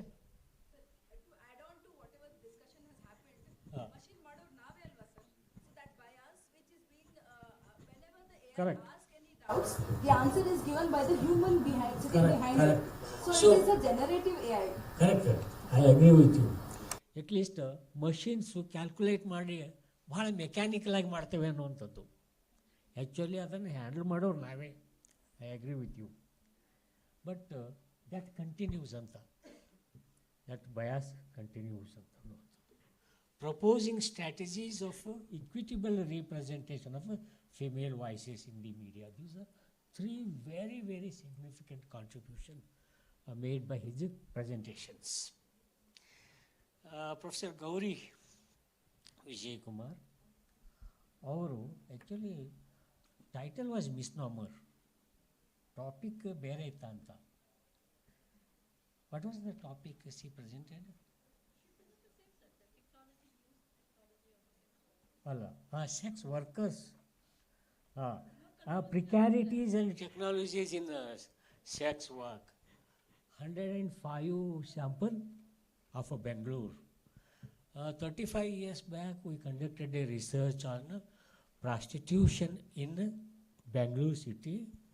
It was sponsored by Central Social Welfare Advisory Board.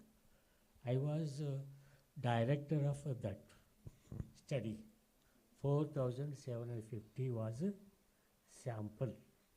4,700 and odd they have conducted. And category varies. It was very simple and very limited study. And new concepts, I expected so many because I have worked on that. Exotic erotica, this we never heard.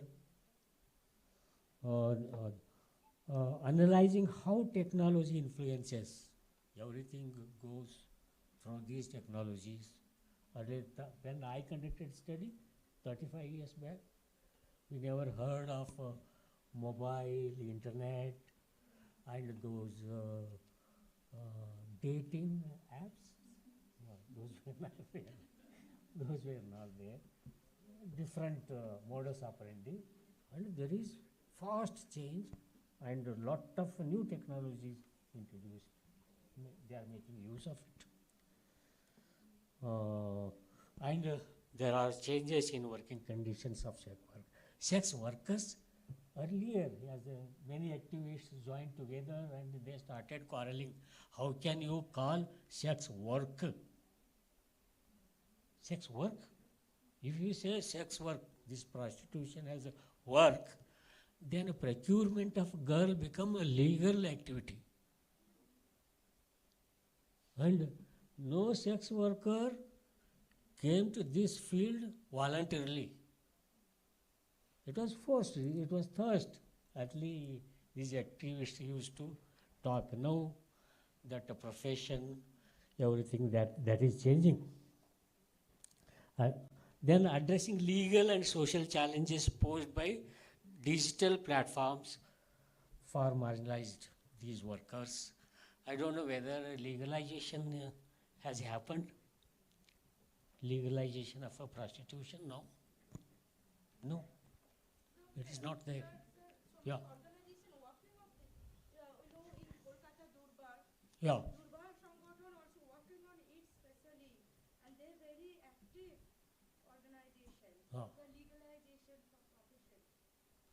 Once you legalize it, there will be certain facilities, medical check, and you can give them license.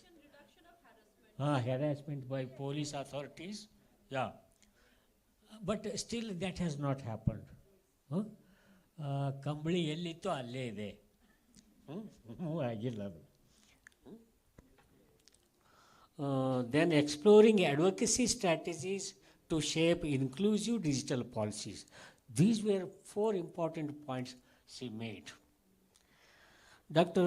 Nitya Vasudevan, I wanted to hear her full paper, but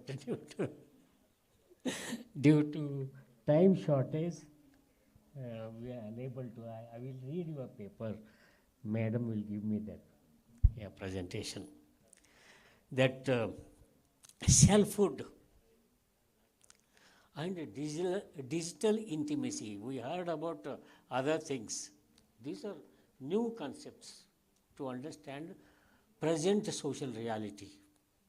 Okay, this is a very important paper, very in-depth study, but we'll read it, madam. She said major points. Investigating how digital platforms shape young persons' experiences of intimacy and identity. Particularly, you focused on young people, means women. Yeah. Then understanding the impact of technology on gender roles and social mobility in urban spaces. That sampling was, I think it was skewed. Only 4 cities, Asian cities. Then highlighting ethical considerations related to digital surveillance and privacy. Okay. Very young lady, Sharon Thambo. She presented a very, very interesting paper, Platform Feminism. Gender risks of digital visibility, the case of Mona Lisa at Mahakumbh. I thought somebody will do some work on this. I thought just 20 days back, see, Sharon Thombo is with that. It was creating a great personality and destroying it. I thought it was my personal this thing. Now I am searching where is that girl. Yeah. Huh? No, no, my granddaughter of your age, he says it is all fake. You may be right. I will tell my granddaughter. Yeah. Then the digital inclusion or exclusion, gig particularly, we are talking about a gig economy. This is the first time, I think, in my limited knowledge. Very interesting study it is. Even our people also can take up those studies, gig economy. Yeah. These are very, very interesting. This combining these topics is very important. You are creating, you are strengthening base of sociology, new sociology emerging. I thank all presenters, organizers of this significant seminar, international seminar, and thank you very much.